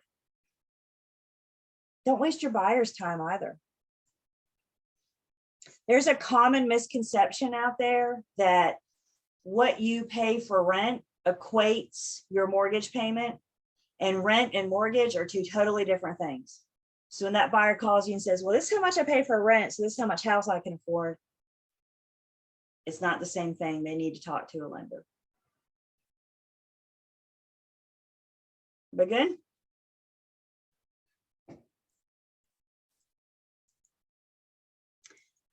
Just real quick, also in chapter 13, just a really quick review on the different types of loans. The conventional loan kind of stands out on its own because it's not backed by the government. The government doesn't support the lender in the event of the borrower's default. Because conventional loans are not backed, because the lender does not have a safety net, is why on conventional loans, they will charge a private mortgage insurance if your loan to value ratio is 80% or higher. So anytime on a conventional loan that the loan to value ratio is 80% or higher, your borrower can expect to pay private mortgage insurance until they get it down to that 80% mark. They're less risky under 80% than they are over 80%. A conforming conforming conventional loan means that it meets the requirements to be sold. Some loans are sellable on the second market. Whether or not they're sellable or not comes down to whether or not they're conforming or non-conforming. Some lenders sell their loans so they can generate more money to originate new loans. Some lenders will service their loans in-house, which means they're not going to sell them. So all lenders are different. I learned that early. Lenders are not created equally. Again, another good reason to encourage your buyer to shop around, talk to at least two, if not three, so they have something to compare and contrast. I don't know what interest rate is better for your family. I don't know what monthly payment is better. I don't know those things. That's something that the borrower needs to determine. And the only way they can make an informed decision about which loan to take is if they have something to side-by-side comparison. Does that make sense? Buyers sometimes are concerned when you tell them to talk to 2 or 3 different lenders. They're concerned that it's going to affect their credit because we're doing inquiries on their credit. Rest assure them if they're talking to 3 lenders, it's only going to be one hit on their credit because all 3 lenders are going after the same thing. They're going after a mortgage loan. So they're not going to take a dip every time a lender hits. It's going to be, so you can reassure them that as well. So the conventional is our non-government backed loan. Our government backed loans is our FHA loans, our VA loans, and our USDA loans. What we're saying here is that the government provides a safety net. They are there to catch the lender in the event of the borrower's default. These are less risky to the lender. Obviously, it's higher qualification process, more hurdles to jump through for the borrower. Not all people are going to qualify for FHA or VA. Not all properties are going to qualify. If you or when you start working with a buyer that's going for an FHA or a VA loan, I highly recommend you go to Google and find FHA and VA's websites. And on their sites, they have like a current list of property features that won't be approved. So for example, if the roof is 35 years old, the home's not going to qualify for an FHA or VA. If there's chipping paint, if the home was built prior to 1978 and there's chipping paint, is not going to qualify. So before you go out, work with a buyer and show a bunch of property, you can go to their websites or talk to your preferred lender. They can help you out too. But you can almost get a list of things, house features, property features that they're not going to allow. So you can know whether or not it's worth your guys' time to write and submit an offer. If you know there's chip paint and it was built in 1964, FHA is not going to approve that loan. Does that make sense? So we can help the buyer determine various things about the property as well. USDA loans are set aside for rural areas. You're not going to get a USDA loan in downtown. So you got to go outside of the city limits. It's usually based on population. Again, if you're working with a buyer going for a USDA loan, go to Google and look up USDA, and they will offer you a map, and you can put the address in and it'll tell you right there if it's in USDA's map or not, if it's even eligible for a USDA loan. So before you run out and show property, take a few seconds and make sure that it falls within USDA's map. Any questions about the loan piece of it? Huge piece of it, unless it's a cash buyer.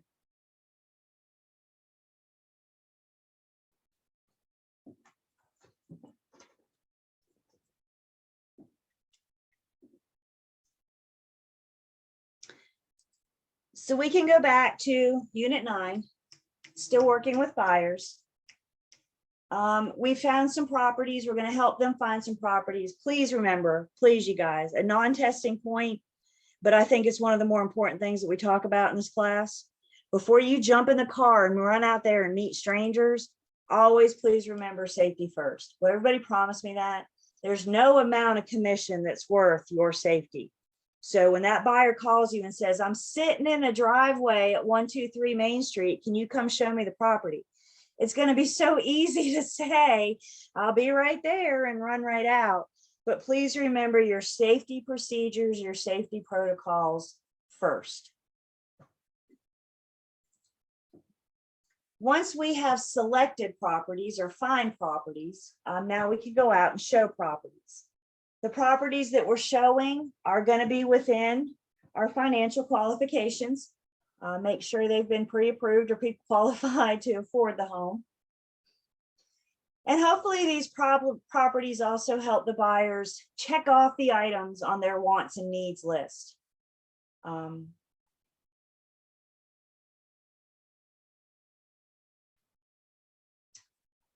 We need to make sure, we talked about obtaining cooperation. Again, if you are within your MLS, the listing will tell you how much commission the listing firm will offer you if you sell this property. If that amount is not what your firm expects to collect for working with this buyer, then the buyer needs to make up the difference. If it's outside of your MLS, you need to contact that listing firm directly to see if they'll cooperate with you. Again, before you hop in your car and you take off to Fayetteville, make sure they're going to cooperate with you. If they're not, you may need to refer them. If it's a for sale by owner that your buyer's interested in, ask the FSBO before you go. We need to have this determined before we show the property.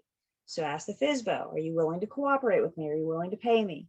If they say yes, we have that non-agency form, that undisclosed fee form. If they say no, we call our buyer and say, the seller's not willing to pay me, you have to.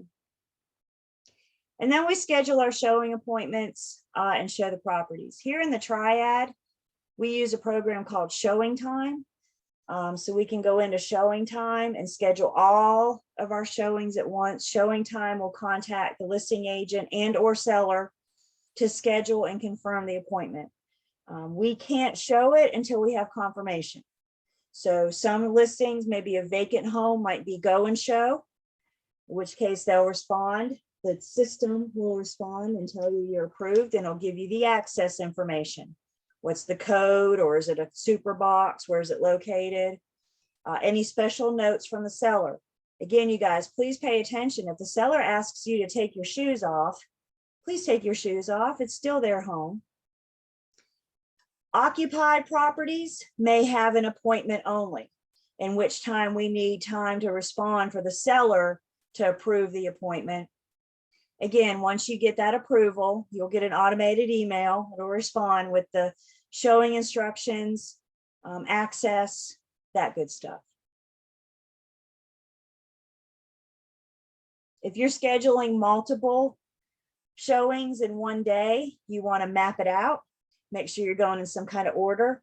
MLS has a super cool feature where you put all your properties in and it says map it, and it beep boop boop and it does it for you. You can ask for directions, and if you don't like the order it gave you, you can rearrange them. But knowing how much time in between each property it's going to take you just to get from here to there may help you determine your times, your showing times. If you're going to be out all day or all morning, for example, you need to allow for occasional pit stops, occasional potty breaks. If you're out all day, you may want to plan on lunch. So when we're scheduling, we're kind of looking at the whole. I told you guys yesterday about my buyer that came up from Florida. He was here for a week just to look at properties, and at the end of the week, he got on a plane and went back home. I probably talked to him for a week and a half before he got here. We were scheduling his entire week. We were together all week. We were scheduling his entire week. He never once mentioned that he was bringing his elderly father. He never once mentioned that he was bringing his wife, who happened to be 5 months pregnant with twins.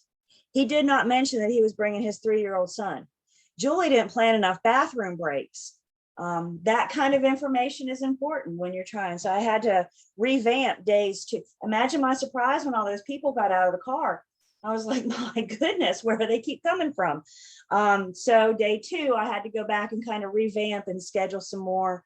Luckily, we were kind of in a rural area on day 1. And again, wife 5 months pregnant with twins, needed a bathroom. So luckily the mom and pop restaurant on the side of the road took pity and allowed her to use their facility. So I was very appreciative of that. But ask some questions. Who's going to be with you? And again, if you're going to be all day, we may want to plan on, people get hangry and then they don't care about the house. So keep them fed. Questions or comments on selecting or showing properties?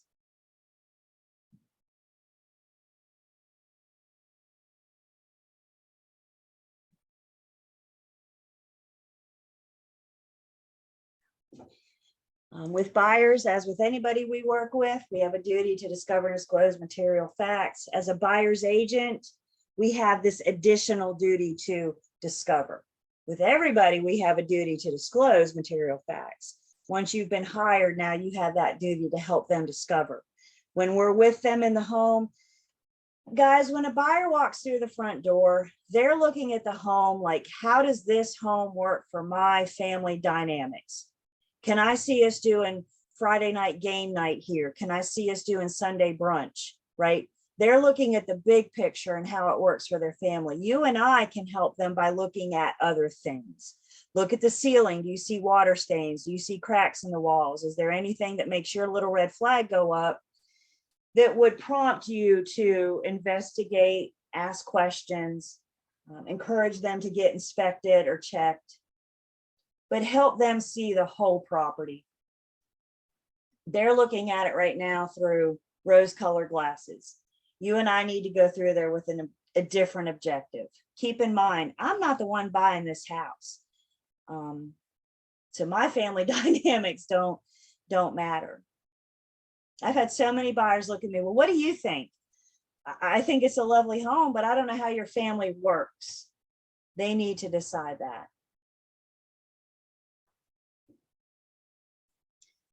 Again, help them do inspections, not just the home inspection, but a physical inspection.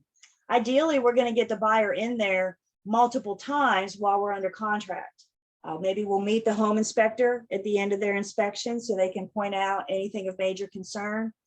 Maybe the buyer wants to go and do furniture placement or paint samples. Anytime they go to that property, they need to contact you. It shocks me how many reports, how many cases I hear about buyers going to the home unannounced without their agent, just showing up on the property. And sometimes they'll even go as far to go in and try to look in windows and stuff. Y'all, if they don't have permission, if they don't have an appointment, if they're not with you, some people, I think particularly the seller, would call that trespassing. So make sure that they understand that they don't own the home yet. And whenever they go, they need to have you, and you need to schedule an appointment.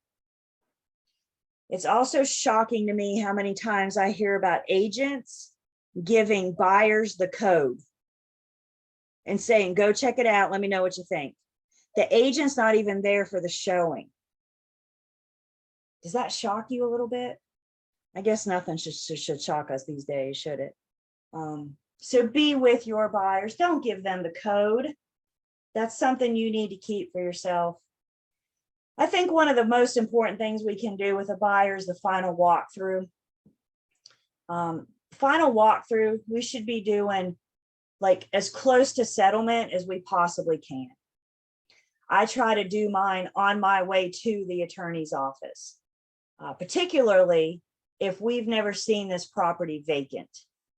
We need to see it before the buyer signs, because our contract tells us, our offer to purchase and contract tells us that once this buyer signs, they sign accepting the property in its current condition. So if they're accepting that, they need to know what that current condition is. If for some reason your buyer can't or won't do the final walkthrough, it's probably wise that we do it just to make sure nothing's glaring. And if I were you, to protect yourself, I would document it. I would video it and or take pictures. So if anything comes up after closing, you can say, here it is.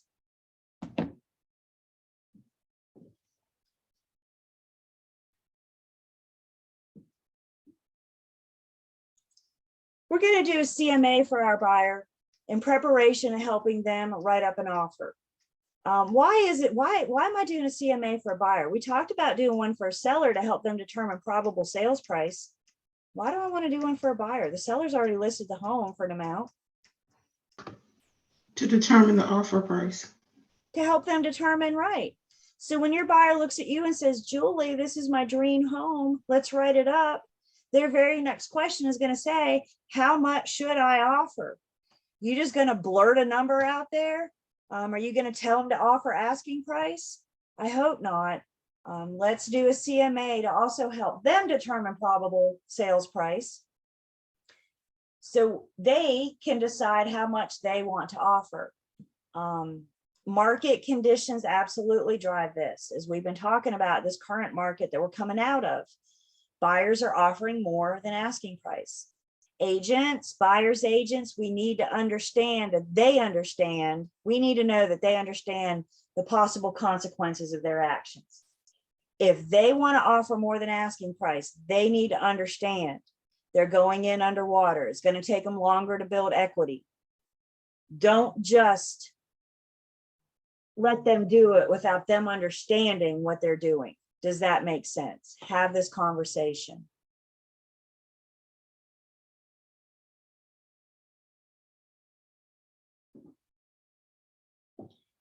Buyers may need to take into consideration some land use restrictions. We'll talk about some examples in just a second. Anytime we see representations as a buyer's agent, when we see representations made in the MLS, for the most part, we should be able to rely on the accuracy of it. We should be able to rely on the information, unless we have a flag go up. If we have a flag go up, is this zoning right? If you have to ask yourself, then that's a reason for you to go and verify the zoning. If your buyer says, are there restrictive covenants? What do they say? Then that's information for us to help them get that information. So we should be able to rely on what MLS says, unless otherwise. And we need to go back, talk about zoning real quick, just real quick. Chapter 7, I got the reference here for you. Zoning will tell us how the property can be used. Is it multifamily? Is it single family? Is it some kind of mix between residential and commercial?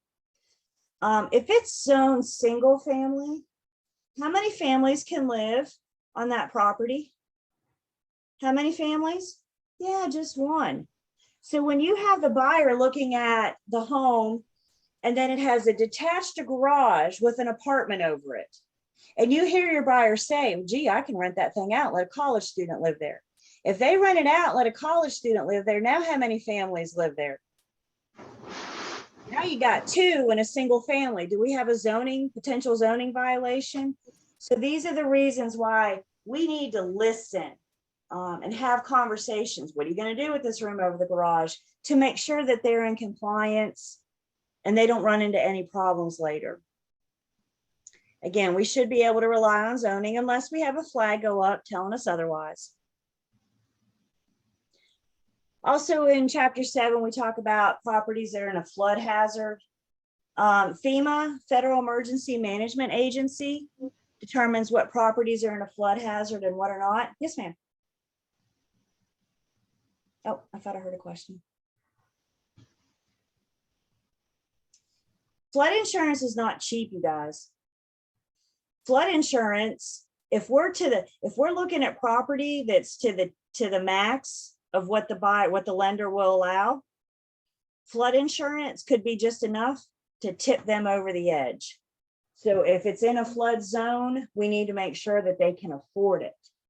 I always look at the FEMA map before I write an offer for my buyers, just to get an idea if this is something that we need to deal with.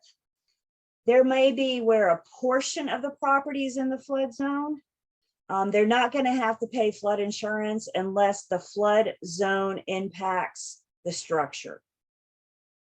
So if you have a creek, if you have 5 acres and you have a creek in the back, that creek's probably in a flood zone. But if it's 5 acres back, it probably won't affect the property. So it's twofold. Is it in a flood zone, and are they subject to flood insurance? The other land use control that we need to be aware of is our restrictive covenants. These are our HOAs, our owners associations. Restrictive covenants tend to be more restrictive than zoning. Zoning dictates how we use the land. Restrictive covenants say specifically, these are things you can and cannot do. The HOA is who enforces the covenants. The developer creates the covenants when they create the subdivision. Once the developer leaves the last house or builds the last house and they leave, the covenants remain. The covenants are pertinent. Anybody remember what that big word means? Wow, this is like day one of pre-licensing. What's that big word mean? Goes with the land. It goes with the land. It runs with the land. So the first owner has to follow these covenants, the second owner, the third owner, the 50th owner. We want to make sure that we can help our clients get a copy of these. We are fact finders. So we're going to help them get a copy. Guys, I cannot interpret the covenants for them. So when they say, what does this mean? We need to either have them contact their attorney or the HOA. I'm a fact finder, which means I help them gather the facts for them to make a decision. I can't interpret, I can't draft. So knowing our role, stay in your lane, and knowing our role. Most of the time we can find the covenants in public records. So if the seller doesn't have them available, we may be able to do a public record search. You may be able to contact the HOA directly, try to get information, tell them you're working with a prospective buyer.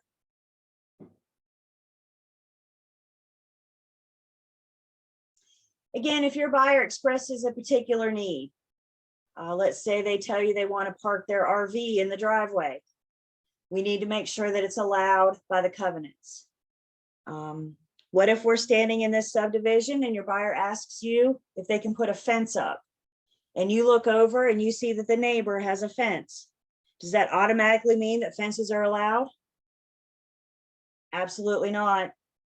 The only thing we know by looking at a fence is that somebody put a fence there. It could be a violation of HOA. It could be an encroachment. I have no idea.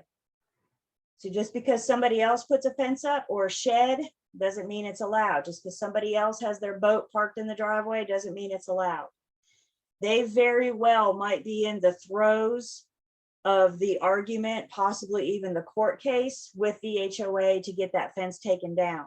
They might be fined daily. Every day they have their boat in their driveway. You guys with me? So just because the neighbors are doing it doesn't mean it's okay. Get them a copy of these covenants to make sure that they can use their end use. The other thing that we mentioned briefly is property insurance. Just mention it, what, chapter 14, I think that says. If the buyer is getting a loan, homeowner's insurance is required, period, end of story. The lender will require it to protect their interests. If it's a cash buyer, homeowner's insurance is highly recommended. Again, have them shop around. Tell them to call Jake from State Farm. Tell them to call Flo from Progressive. Have them shop around and talk to a couple different carriers. They're not all created equally. So have them shop around. I usually get my guys shopping for property insurance pretty early in the process. Pretty early. I want them to decide on and have the lender approve their insurance policy while we're still in due diligence to make sure they can afford it. Because once again, if property insurance is more than expected and our buyers are close to their max anyway, the cost of insurance could tip them over the edge, knock them out of their approval amount, which means we don't get loan approval. Worst case scenario, if we have to terminate as a buyer's agent, I want to do it in due diligence so I can get my buyers their earnest money back. So once they kind of satisfy the lender's requirements, I have them start shopping for homeowners insurance. Questions, comments?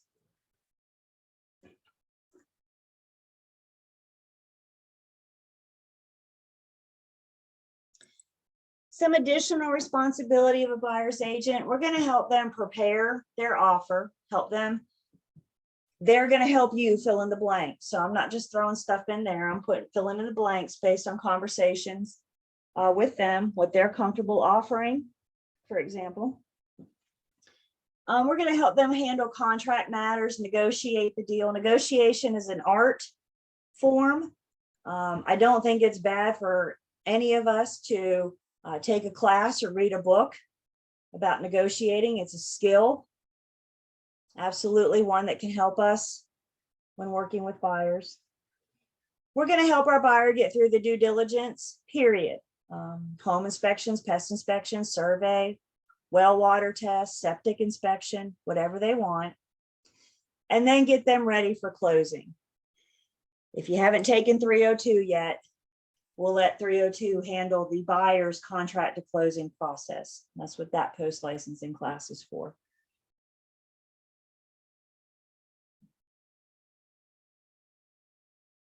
Okay, questions? What if I got some questions for you guys? Will you guys set your private chat? And I would like you to tell me in a private chat, A, B, C, or D.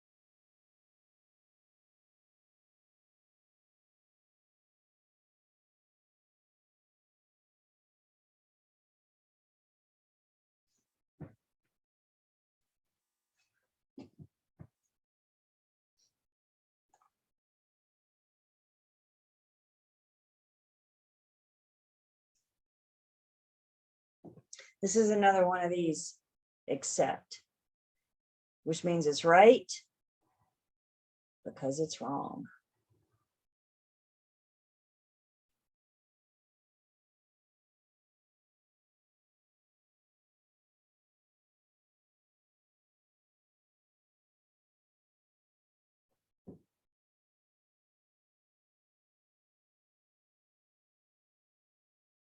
Did I hear from everybody? I lost count.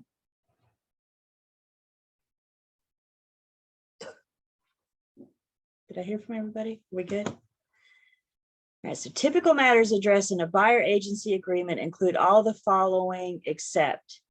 Does the buyer agency agreement include the type of property the buyer wants to buy? Are we going to talk about the type of property, the kind of property? Yep, so we're going to call that one true. Whether or not the brokers can disclose the name of the buyers. Did we talk about that? So that one's going to be true. The broker's requirement to disclose the terms of their buyer's offer to other buyers. Can we discuss the terms of our buyer's offer? Not without their express permission in writing, or how the firm expects to be compensated when we help you buy. So we discuss our commission? So in this case, I know these except, I hear you guys. In this case, the odd one out, the wrong one is C.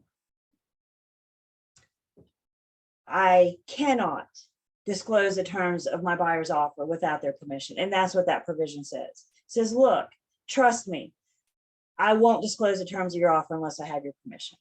Questions on this one?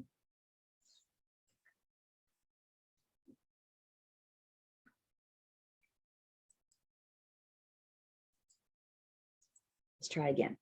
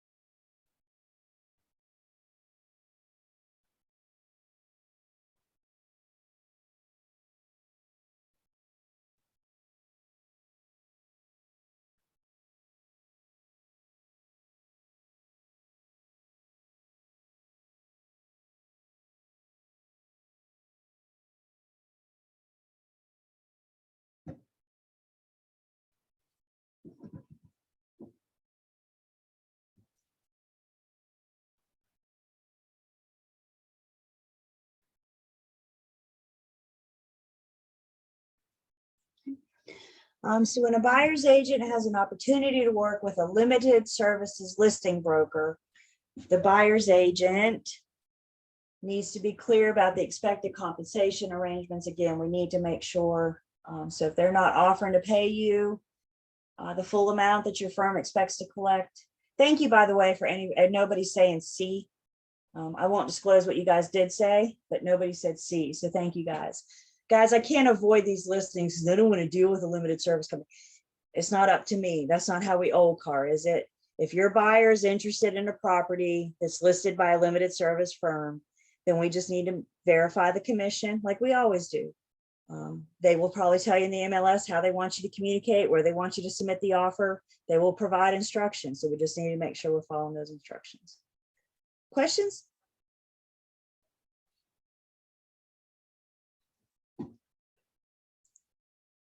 Buyer's agent must.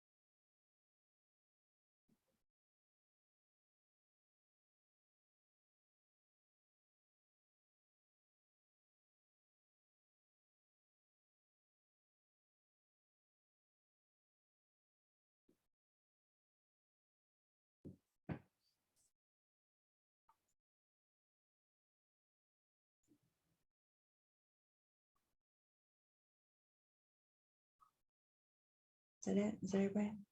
We in?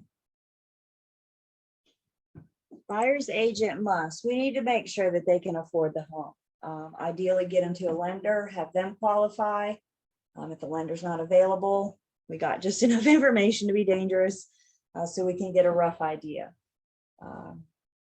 Remember, the presence of nearby sex offenders is not a material fact. I do not have to disclose that. I do not have to volunteer it. Unfortunately, there's no many rules that says how many properties we have to show. Buyer may walk in the front door of the first house you show them, you may be with them for months. There's no limitations, just till we find them the one.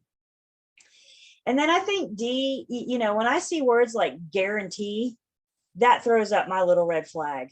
That's a heck of a statement right in there. I promise you, your investment property will be a good return. Not unless you're knowledgeable with those numbers and you can make that kind of promise. Anytime on a test question, you guys see guarantee, throw up your red flag, because that's a big deal to guarantee something. Would you guys agree with that? You're making them a promise, and before you do that, you need to make sure that you can back that up. Oral buyer agency, which one is false?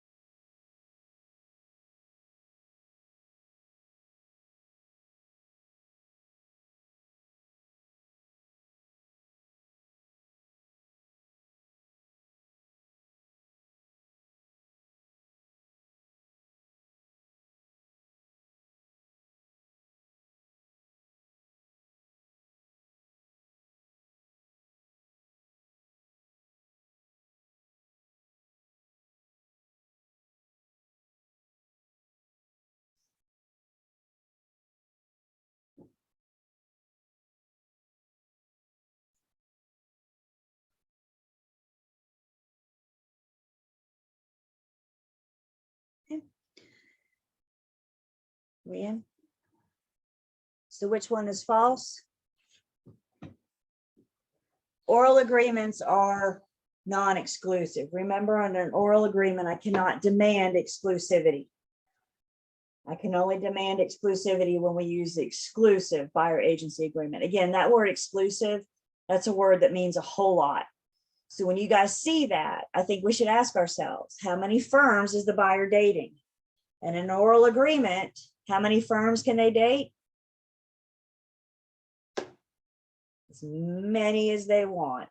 It's a non-exclusive relationship. Questions?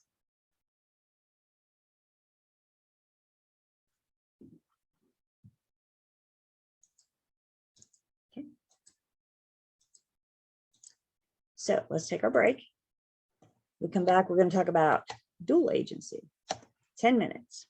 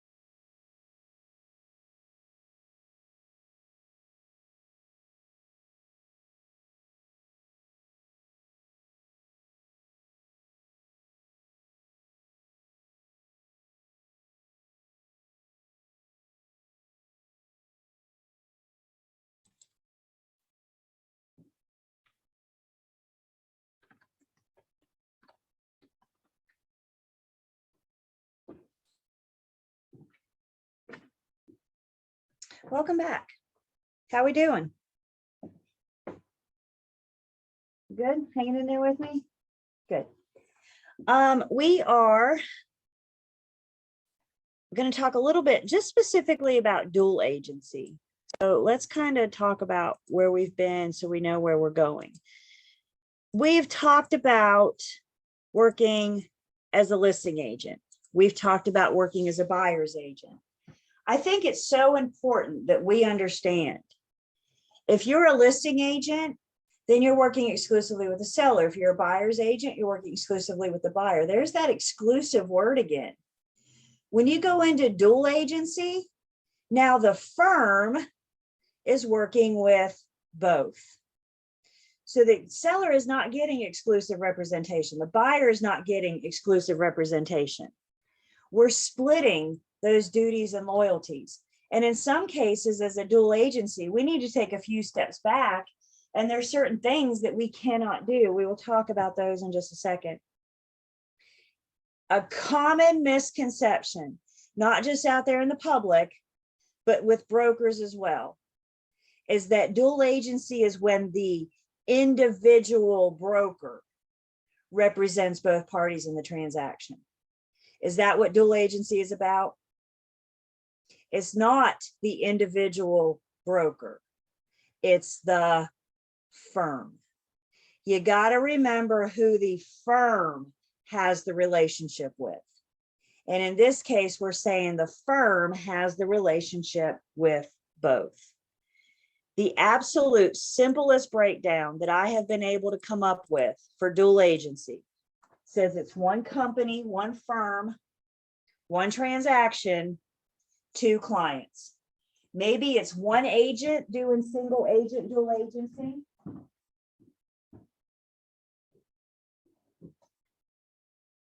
Maybe it's two agents within the firm, one working exclusively with the seller and a different one working exclusively with the buyer.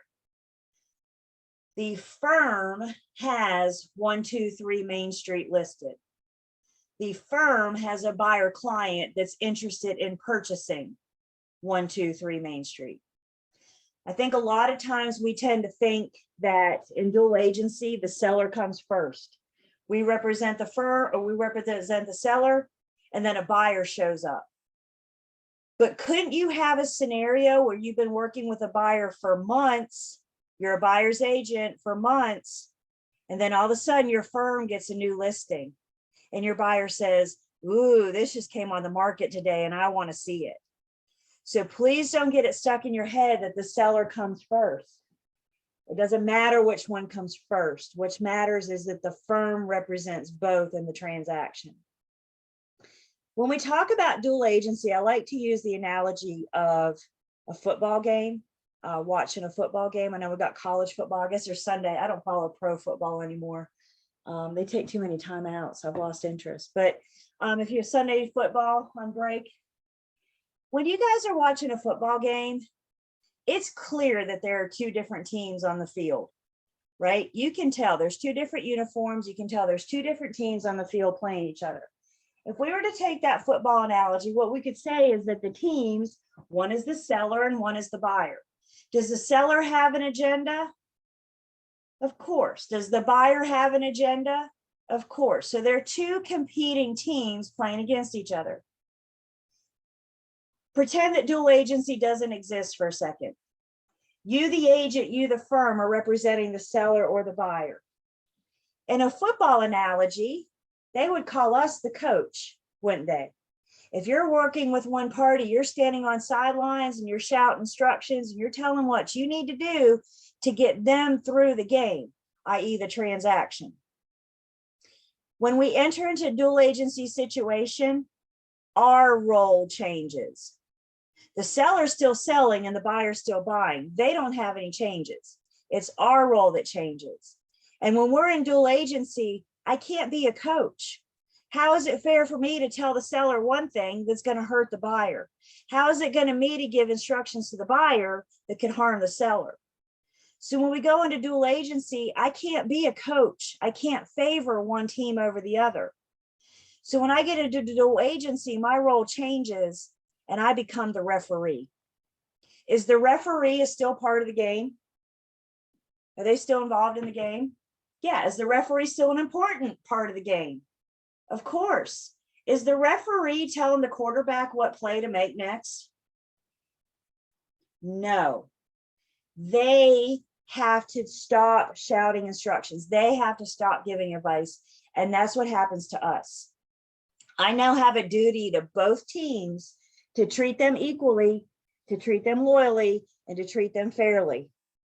But I got to do it without compromising either team, because it's my firm that represents both. So as a referee, as a dual agent, I can't give advice. And that's the biggest piece that we give up when we get into dual agency. Our advocacy goes away. There's no advice out there that I could give the seller that won't harm the buyer in that transaction. There's no advice that I can give the buyer that won't harm the seller. Doesn't the firm have a duty to protect and represent both? So the best way for that to happen is for us to take a few steps back and stop with that advocacy. I like when I talk about dual agency, let's pretend that the wall that we're drawing here, on one side of the wall, we have the buyer. On the other side of the wall, we have the seller. In dual agency, the firm and all the agents in the firm are straddling that wall. If you're straddling that wall, isn't half of you on the buyer side and half of you on the seller side? We're taking the firm and all the agents and splitting them right down the middle. That's what dual agency looks like. So when your buyer says, how much should I offer? Can I say offer asking price? I might have just harmed them, right? What if it's listed for more? If I say offer less than asking price, haven't I just harmed our seller? Guys, this takes us back to our origins. What does Agency 101 say? I'm a fact finder. Can I still provide both with a CMA and dual agency? Am I providing facts? Absolutely. Is it fair for me to help the buyer interpret that CMA that would benefit them? That's where my advocacy goes away. Here's the comps, here's the numbers. You tell me what you want to offer. I can't sway them. Does this make sense? We can't be an advocate. I think the best way that we can combat this is to have conversations up front and set the expectations. Back in the day when we're in the listing appointment, talk to the seller about what it means if they agree to dual agency. Talk to the seller about how my role changes if we enter into dual agency, and talk to the seller that they should consider doing should we enter into dual agency. Same thing with our buyer consultation.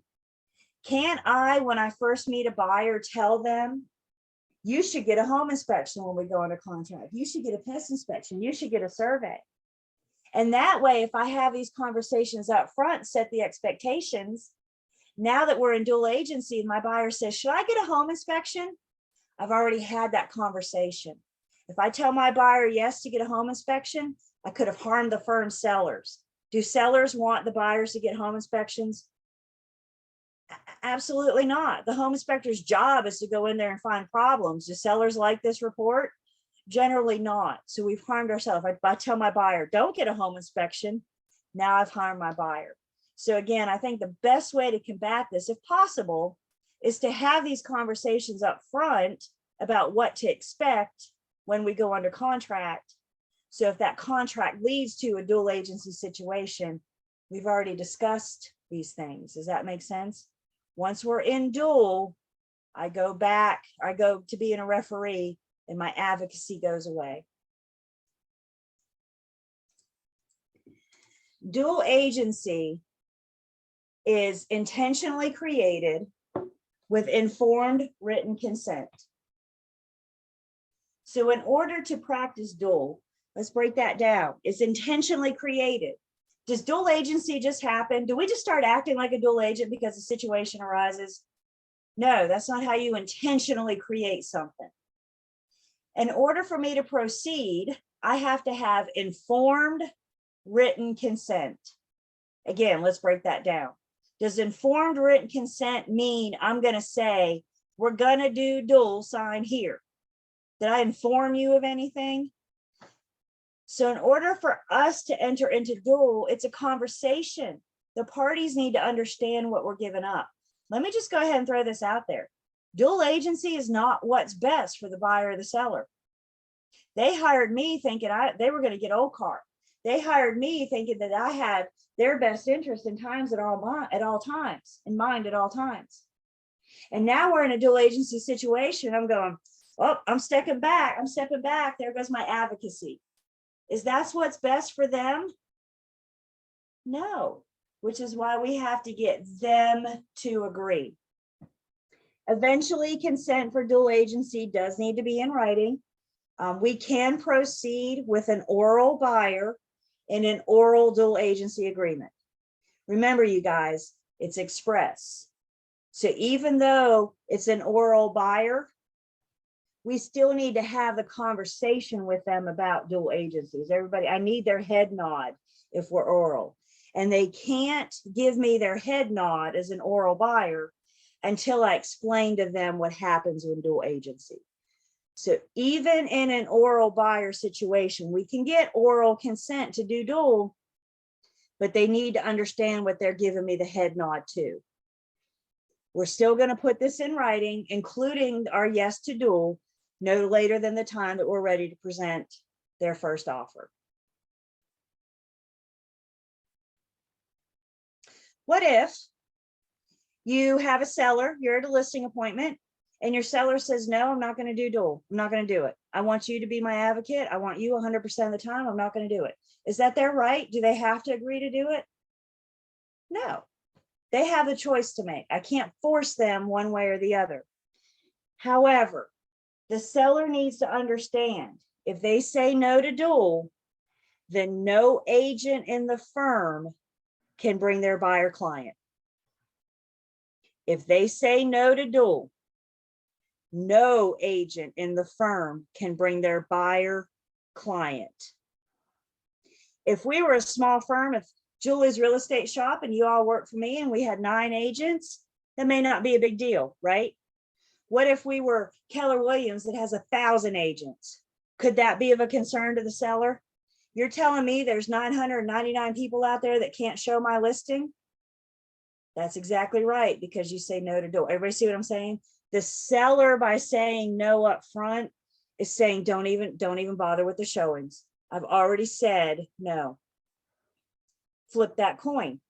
If the buyer says no to dual, that means we can't show our buyer client any properties listed by the firm. That's what they're saying no to. And we're having these conversations before we waste our time and step in the front door. If they're going to say no, there's no point in showing them the property. Anybody with me? What questions do I have so far?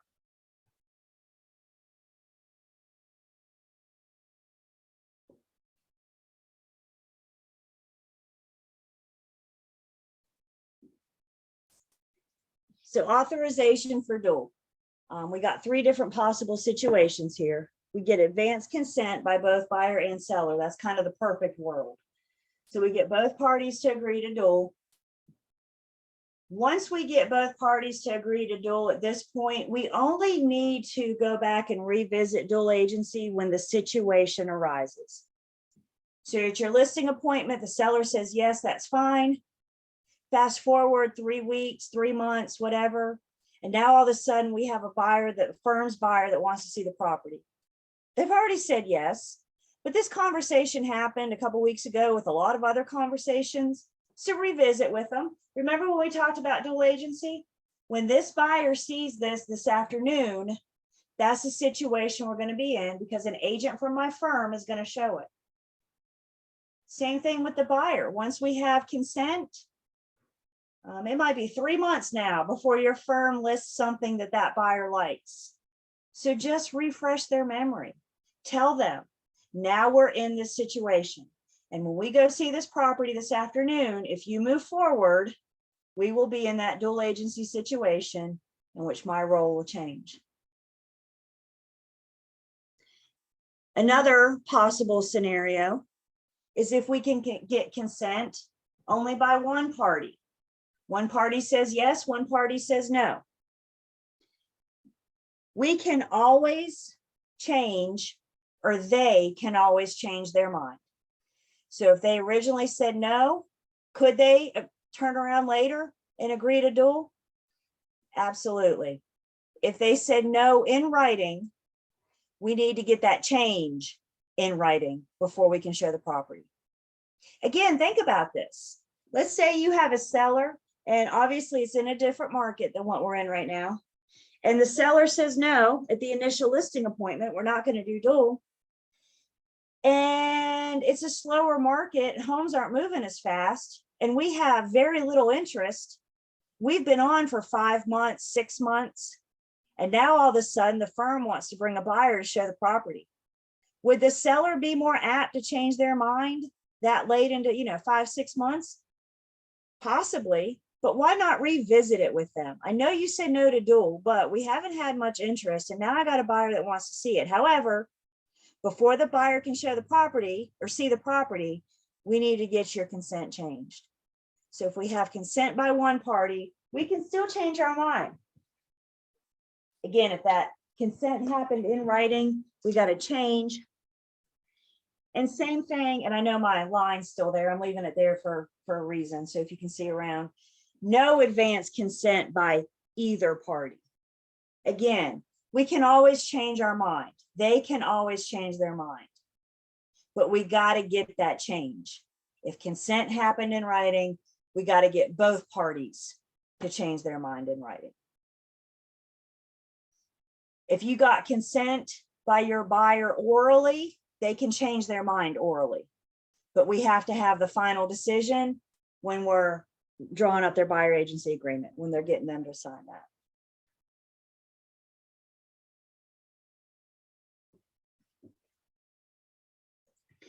As we said, in a dual agency, it's my role that changes. I'm limiting my duties. I got to take a couple steps back. I'm not offering advocacy. But guys, it's important that we understand I'm still going to keep my clients' confidential information. Even though we're in dual agency, I don't have like this golden ticket to run around and tell the seller, the buyer's information, price, term, or motive. Just because we're in dual doesn't mean I have a golden ticket to tell my buyer why the seller's selling. Does that make sense? We're still going to protect each party's confidential information unless license law and commission rule says otherwise. And in dual, we're limiting those duties. My loyalty, I got to treat both parties the same now. I'm loyal to both. My skill, care, and diligence. I mean, again, real estate 101, I'm a fact finder, and that does not change in dual agency. But now what they're getting is no interpretation, no advice, no, Julie, what's your opinion? I can still help provide them the facts. That's my job. So I can still help them gather information.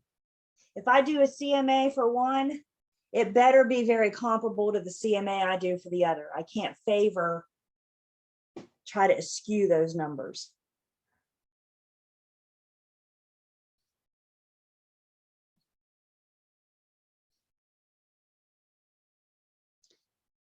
There is a possible solution to dual agency.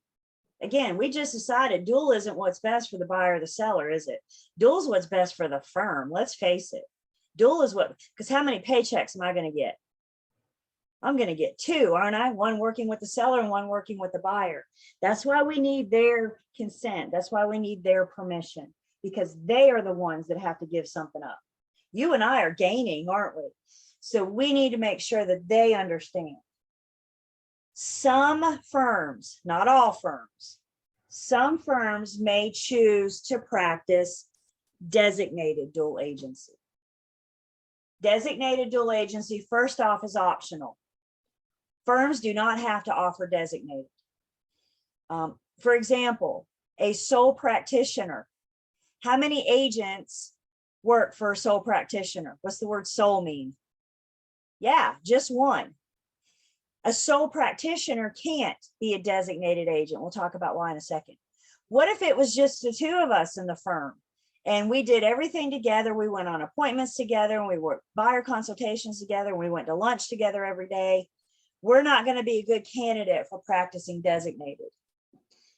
So the point we need to understand is it's not automatic and not all firms do it. Check with your firm policy.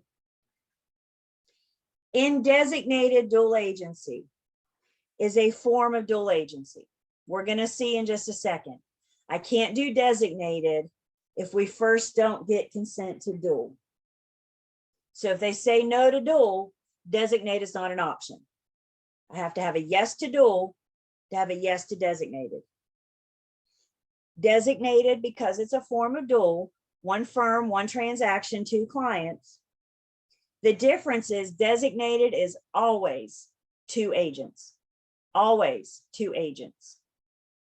And what happens in designated is that the broker in charge appoints one agent to work exclusively with the buyer. The broker in charge will appoint a different agent of the firm to work exclusively with the seller. The BIC kicks the agents off the wall.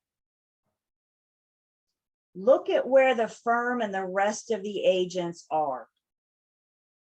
Aren't they still straddling the wall? They are still in dual agency. The firm is still in dual agency. All we've done is kicked one agent off to work exclusively with the buyer. We kicked a different agent off to work exclusively with the seller. The firm is still in dual. These two agents may as well proceed as if they were with two different firms. By kicking them off the wall, that allows the buyer to have exclusive representation, and that allows the seller to have exclusive representation. Let's go back to our football game. In dual agency, I'm the referee. Once I've been designated, I can go back to being a coach.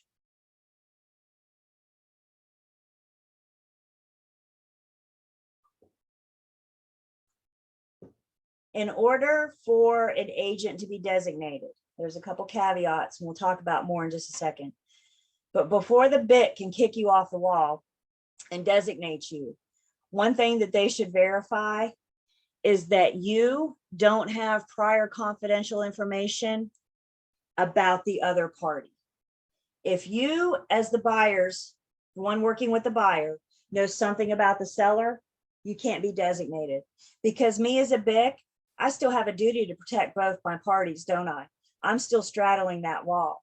And if you know something confidential about my seller, I'm not going to kick you off the wall and let you use that information against my seller and their negotiations. So in order to be designated, the BIC should be verifying you don't have prior confidential information. What happens after you're designated if you're the buyer's agent and you learn something confidential about the seller? After designation, what happens? What do? You disclose it. To who? You said buyer, right? Uh-huh. If you're the buyer. To your buyer. Buyer. That's right. That's right. Once I've been kicked off that wall, if I learn something about the other party, is it my duty? Is it my loyalty to, in this case, my buyer? So once we've been designated, again, yet another reason for us as agents to engage in water cooler gossip. Y'all be very careful about talking about your clients' needs, your clients' wants, because it gets sticky in a designated situation. So designated agency is a form of dual. Again, we have to have yes to dual before we can do designated. And once you've been kicked off that wall, we might as well be with two different firms. Our clients now get exclusive representation again. So through the eyes of the buyer or the seller, which one's better for me, designated or dual? If you're the seller, which one is better? It's going to be designated, right? Because now you get that exclusive representation again. You get me as a coach. You get to change my role one more time from a referee to a coach.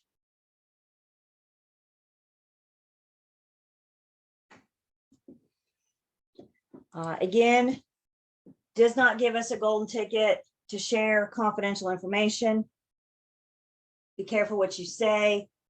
You know, you and the other agent can go to lunch. Just don't talk about this transaction. You guys with me? Talk about the weather, talk about sports, talk about your fantastically interesting weekend post-licensing class, talk about whatever you want to, just seeing if we're paying attention. Just don't talk about the people. Be very careful that we maintain that information. That's back to old car. That's back to full level service. As we said, I'm going to erase my picture now. We cannot be designated if we have prior confidential information about the other party. And probably one of the most misunderstood, most missed points about designated dual agency, the broker in charge cannot be designated opposite of a provisional broker. Can the BIC and the BP be in dual together? Can they be dual together? Yeah, all day long. They cannot be designated. If the BIC's doing their job, they should be involved in the provisional broker's transaction. The BIC might have gone with you to the listing appointment. The BIC might have been there at the buyer consultation appointment. If nothing else, the BIC should be checking in on their PBs regularly. What are you doing? What are you working on? What's going on? Tell me about your client, right? So if the BIC's doing their job, they know something about the provisional broker's client. Does this make sense? Just because of the nature of their relationship, they never can be designated opposite of each other. They can be in dual. This is the only caveat. This is the only type of relationship not allowed. A PB can be designated opposite of a PB. A PB can be designated opposite of a broker.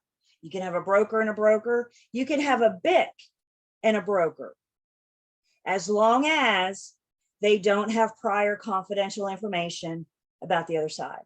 So if the BIC is involved in your day-to-day transactions, they may never be able to be designated. It's how involved, it's how much they know of whether or not they can with another broker. What questions do I have?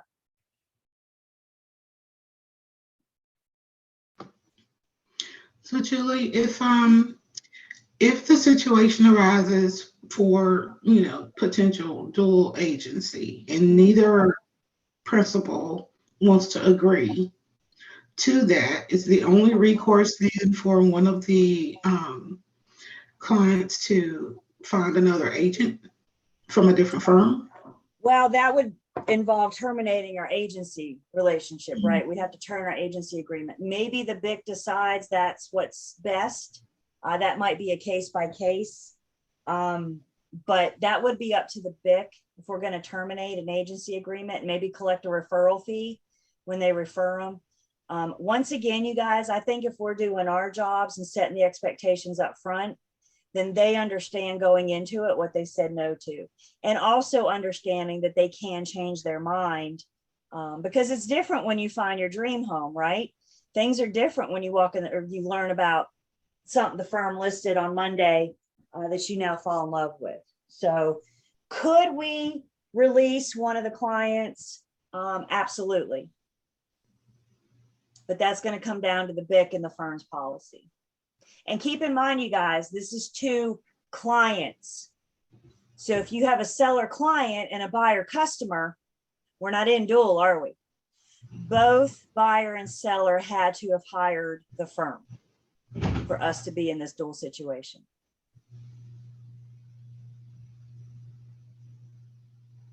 You might just have, I'm sorry, I can't show you this home.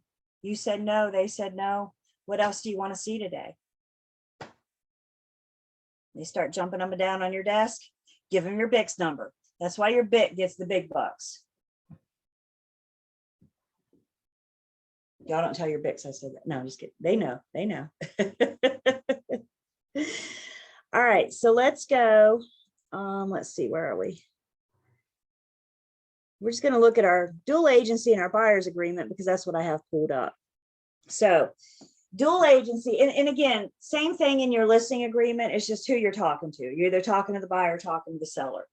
So the buyer understands that the potential for dual agency will arise if the buyer becomes interested in viewing a property listed with a firm. Does that say making an offer? Does that say purchasing? I got to get permission to get you in the front door. Everybody with me? Viewing the property. Firm may represent more than one party in the same transaction, only with the knowledge and informed consent of all party for who the firm acts. In the event the firm serves as a dual agent, buyer agrees that without permission from the party about whom the information pertains, firm shall not disclose to the party the following information: any of the price, terms, or conditions of the sale other than what's offered, the motivation for the party engaging in the transaction unless it's otherwise required by statute or rule, and any information about a party with which that party is identified as confidential unless disclosure is otherwise required by statute or rule. So right off the bat, what we're doing is assuring our buyers and sellers that even if we're in dual, I'm still going to keep your confidential information confidential. I think that's an important part for buyers and sellers to understand. Dual does not give me a golden ticket to run down the street blabbing your confidential information. The firm's role as a dual agent. If a firm serves as an agent for both a buyer and a seller in the transaction, the firm shall make every reasonable effort to represent buyer and seller in a balanced and fair manner. Firm shall also make every reasonable effort to encourage and effect communication and negotiation between the parties. Buyer understands and acknowledges that prior to the time dual agency occurs, firm will act as a buyer's exclusive agent. In its separate representation of buyer and seller, firm may obtain information which, if disclosed, could harm the bargaining position of the party, providing such information to the firm. And the firm is required by law to disclose the buyer and seller any known reasonable assertion of material facts. Even in dual agency, do I have to disclose material facts? Yeah. Why? We always have a duty to disclose material facts. I don't care who you are. Are you listing agent? Are you buyer's agent? Are you dual agent? Are you designated dual agent? Are you seller sub agent? I don't care who you are. We always have that duty. Buyer agrees firm shall not be liable to the buyer for disclosing material facts required by law to be disclosed, refusing or failing to disclose other information the law does not require to be disclosed, which could harm or compromise one party's bargaining position, but could benefit the other. So firm is not liable. The buyer's role in dual agency: should firm become a dual agent, buyer understands and acknowledges that the buyer has the responsibility of making buyer's own decisions as to what terms are to be included in any purchase price and sale agreement with the seller client. Buyer is fully aware of and understands the implications and consequences of firm's dual agency role as expressed herein, to provide balanced and fair representation of the buyer and the seller, and to encourage and effect communication between them, rather than act as an advocate or exclusive agent or representation. Again, with this being the buyer's agency agreement, we're giving up being an exclusive buyer's agent. We're switching gears to being a dual agent.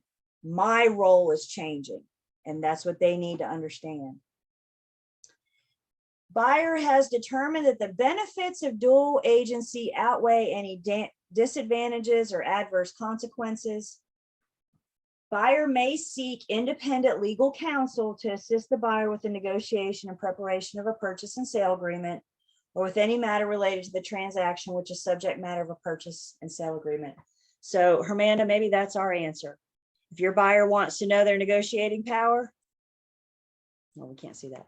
Maybe we tell them to call their attorney, because we already have an agreement with them, right? That we're going to represent them. Should the firm become a dual agent, buyer waives all claims, damages, losses, expenses, or liabilities, other than for violations of the North Carolina real estate license law and intentional wrongful acts arising from the firm's role as a dual agent. Buyers shall have a duty to protect buyers' own interests and should read any purchase and sale agreement carefully to ensure that it accurately sets forth the terms which buyer wants included in said agreement.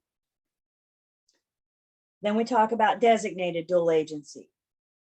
When a firm represents both buyer and seller in the same transaction, the firm may, at its discretion, offer designated dual agency. If offered, designated dual agency permits the firm, with a prior express approval of both the buyer and seller, to designate one or more agents to represent only the interests of the seller and a different agent to represent only the interests of the buyer, unless prohibited by law. Again, once you've been kicked off that wall, you are now back to an exclusive relationship.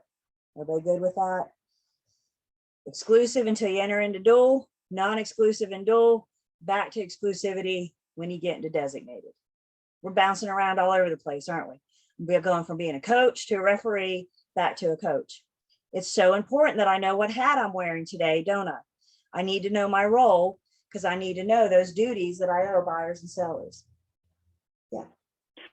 I have a question. So express approval, I guess in both cases, does it have to be in writing? It has to be in writing? Okay. Well, no. I can, if I have an oral buyer agreement, then I can have an oral dual. Express just means that all the terms have been clearly stated. Maybe it's in writing, maybe it's oral. Doesn't matter. The point is that the terms have been clearly stated. Our oral buyer agency is an express agreement, even though it's not in writing. Does that make sense? Right. But to enter into that as a broker, wouldn't you think that it's proper to kind of get things in writing? I would follow it up with an email if they're not willing to sign my agency agreement. See, that's the thing. This is a buyer that's not willing to sign this just yet. So once I have this conversation with you, we're out standing in the parking lot this afternoon and we have this conversation about dual agency. When I get home, hey, Ahmed, it was nice to meet you today. As we discussed, this is what a buyer agency agreement looks like. And in addition, included in that, we're going to talk about the potential for dual agency. That's me documenting that I had this conversation with you. So when that buyer says, when you say, she never told me that, I can whip out an email with a date and a time on it. And that's a great point. Even if we're an oral, we still need to document the conversation. Does that make sense? I can't make them sign it.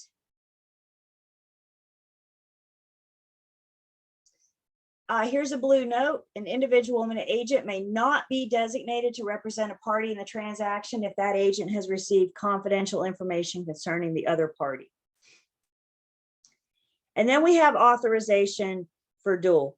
This was a huge change in our agency agreements this year, just July of this year.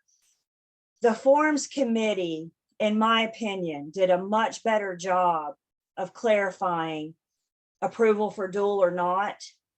If you knew the old form, it wasn't bad, but to me, this is easier for us to use. To me, this is easier for us to have a conversation with our consumers. So authorization, initial either dual agency or exclusive agreement, exclusive representation. So it's an or situation. We have to initial one or the other. Dual agency, buyer authorizes the firm to act as a dual agent, representing both the buyer and the seller, subject to the terms, paragraph 14. Buyer now has a choice. They do or do not authorize the same individual agent to represent both of them in the transaction. So not only do they need to give us permission for dual, they also have to give us permission to be a single dual agency. Some clients will say, I don't care if somebody else in the firm works with the seller. I just don't want you to work with both parties. I don't think we have to. You're not going to be in many transactions before you have that. They may not want you to divide your loyalty. Also initial if firm offers designated dual agency and buyer authorizes designated dual agency. In addition to authorizing the firm to act as a dual agent, buyer authorizes and directs the firm to designate an individual agent to represent the buyer and a different agent to represent the seller. Firm will practice designated dual agency unless designated agency would not be permitted by law due to circumstances existing at the time of the transaction, or the buyer authorizes the firm to remain in dual agency. So not only do we need to get consent to do dual, once we get yes to do dual, now we need to get consent to do designated, and we need to have our clients initial these boxes. Our other option is exclusive representation. The buyer desires exclusive representation and does not authorize dual agency. They've got to make a decision, yes or no. And if yes, and the firm offers it, do we want to take it a step further into designated?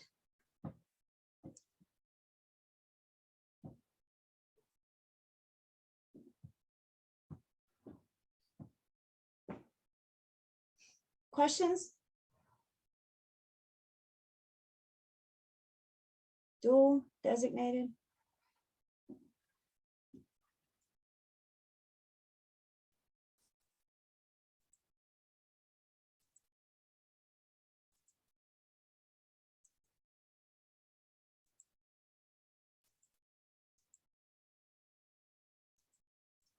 Okay, well, I got questions for you. Somebody's going to ask a question. Y'all ready for me? Private chat, A, B, C, or D?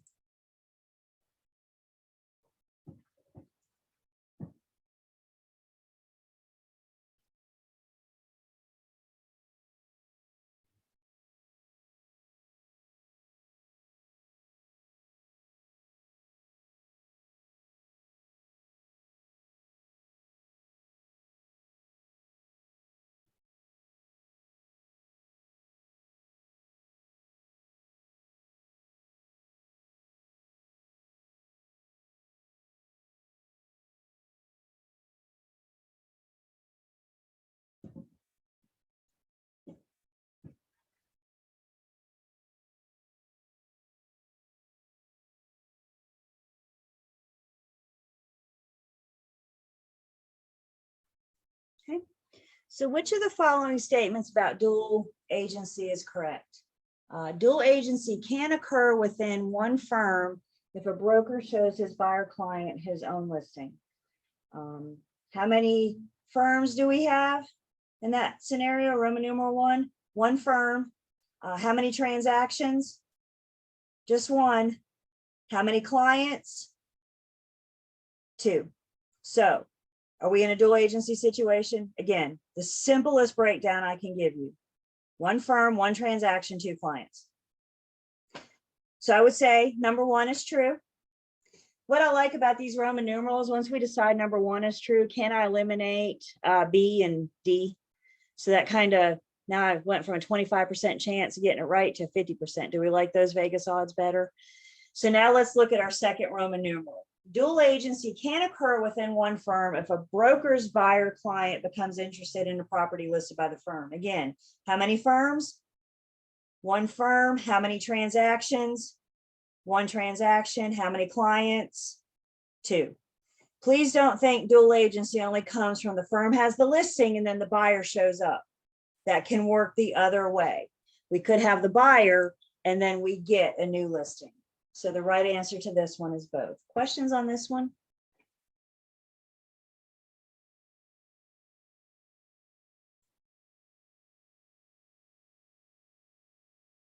Okay, here's another one.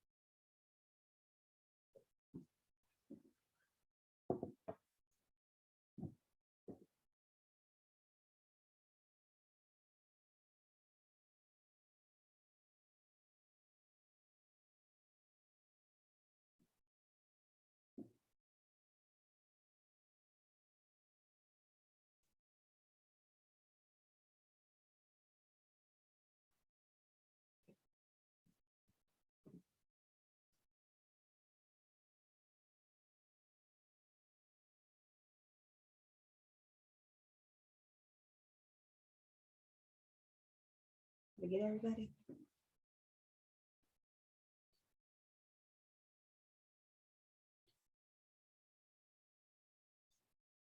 Okay. Per license law and commission rule, which of the following is or are true regarding designated dual agency? So number one, true or false? The BIC cannot be designated agent. Can they be? Sure, as long as they're not being designated opposite of a PB and they don't have confidential information about the other party. Everybody good with that? Can a BIC be designated? Yes, as long as those two things. So that rules out A and D. Number two, an agent cannot be appointed as a designated agent if they have received prior confidential information about the other party to the transaction. Is that true? Yeah, so what we're looking for here is B. Before the BIC goes designating, they should ask, do you know something about my seller? Do you know something about my buyer? Maybe we worked a previous transaction together. Maybe I'm the buyer's agent and the seller and I are soccer moms and our kids go to the same school. Could it stand to reason I know something about this seller, just chit chatting at the soccer games every week? So the BIC may have a concern about that relationship because at some point in the soccer game, I might have learned something. Does that make sense? So it's not just a transactional. I mean, what if this seller has to sell because they're going through a divorce and because I hung out with you all soccer season and I know this information, isn't that information that could harm them in that transaction? So it doesn't matter how we learn about the other side. The point is that we may know something about the other side. Questions? Dual agency is pretty short and sweet, isn't it? Questions? Okay, so I think it's time to go to lunch. So let's talk about what's going to happen. We're going to go to lunch. We're going to come back. We're going to get started again at 1 o'clock. We got to go over property management. It will not take us long to go through property management. We're going to briefly go over your current license status expired. It won't take us long to get through that. And then we'll be able to do a quick review, kind of help you guys hone in on anything, go over the exam rules and expectations, and then we'll be good. You get an hour for your test. So as long as we start by 4, which I have no reason to think that we will, we may even get you out here a little bit early today. So let's go to lunch. Let's come back at 1. If you have any questions during lunch break, please don't hesitate to reach out to me. You guys have my email. I also just put my phone number in the chat. So if you want to shoot me a text, I'm trying to eat too. So if you want to shoot me a text or something, if you have any questions during the break, please don't hesitate. But otherwise, I will see you guys at 1 o'clock. We'll wrap up, we'll get that test, and we'll put 301 behind us. How's all that sound? Yay. All right, y'all enjoy your lunch. Don't eat too much. You got to take a test. I don't want y'all to be sleepy this afternoon. Light lunch. Enjoy.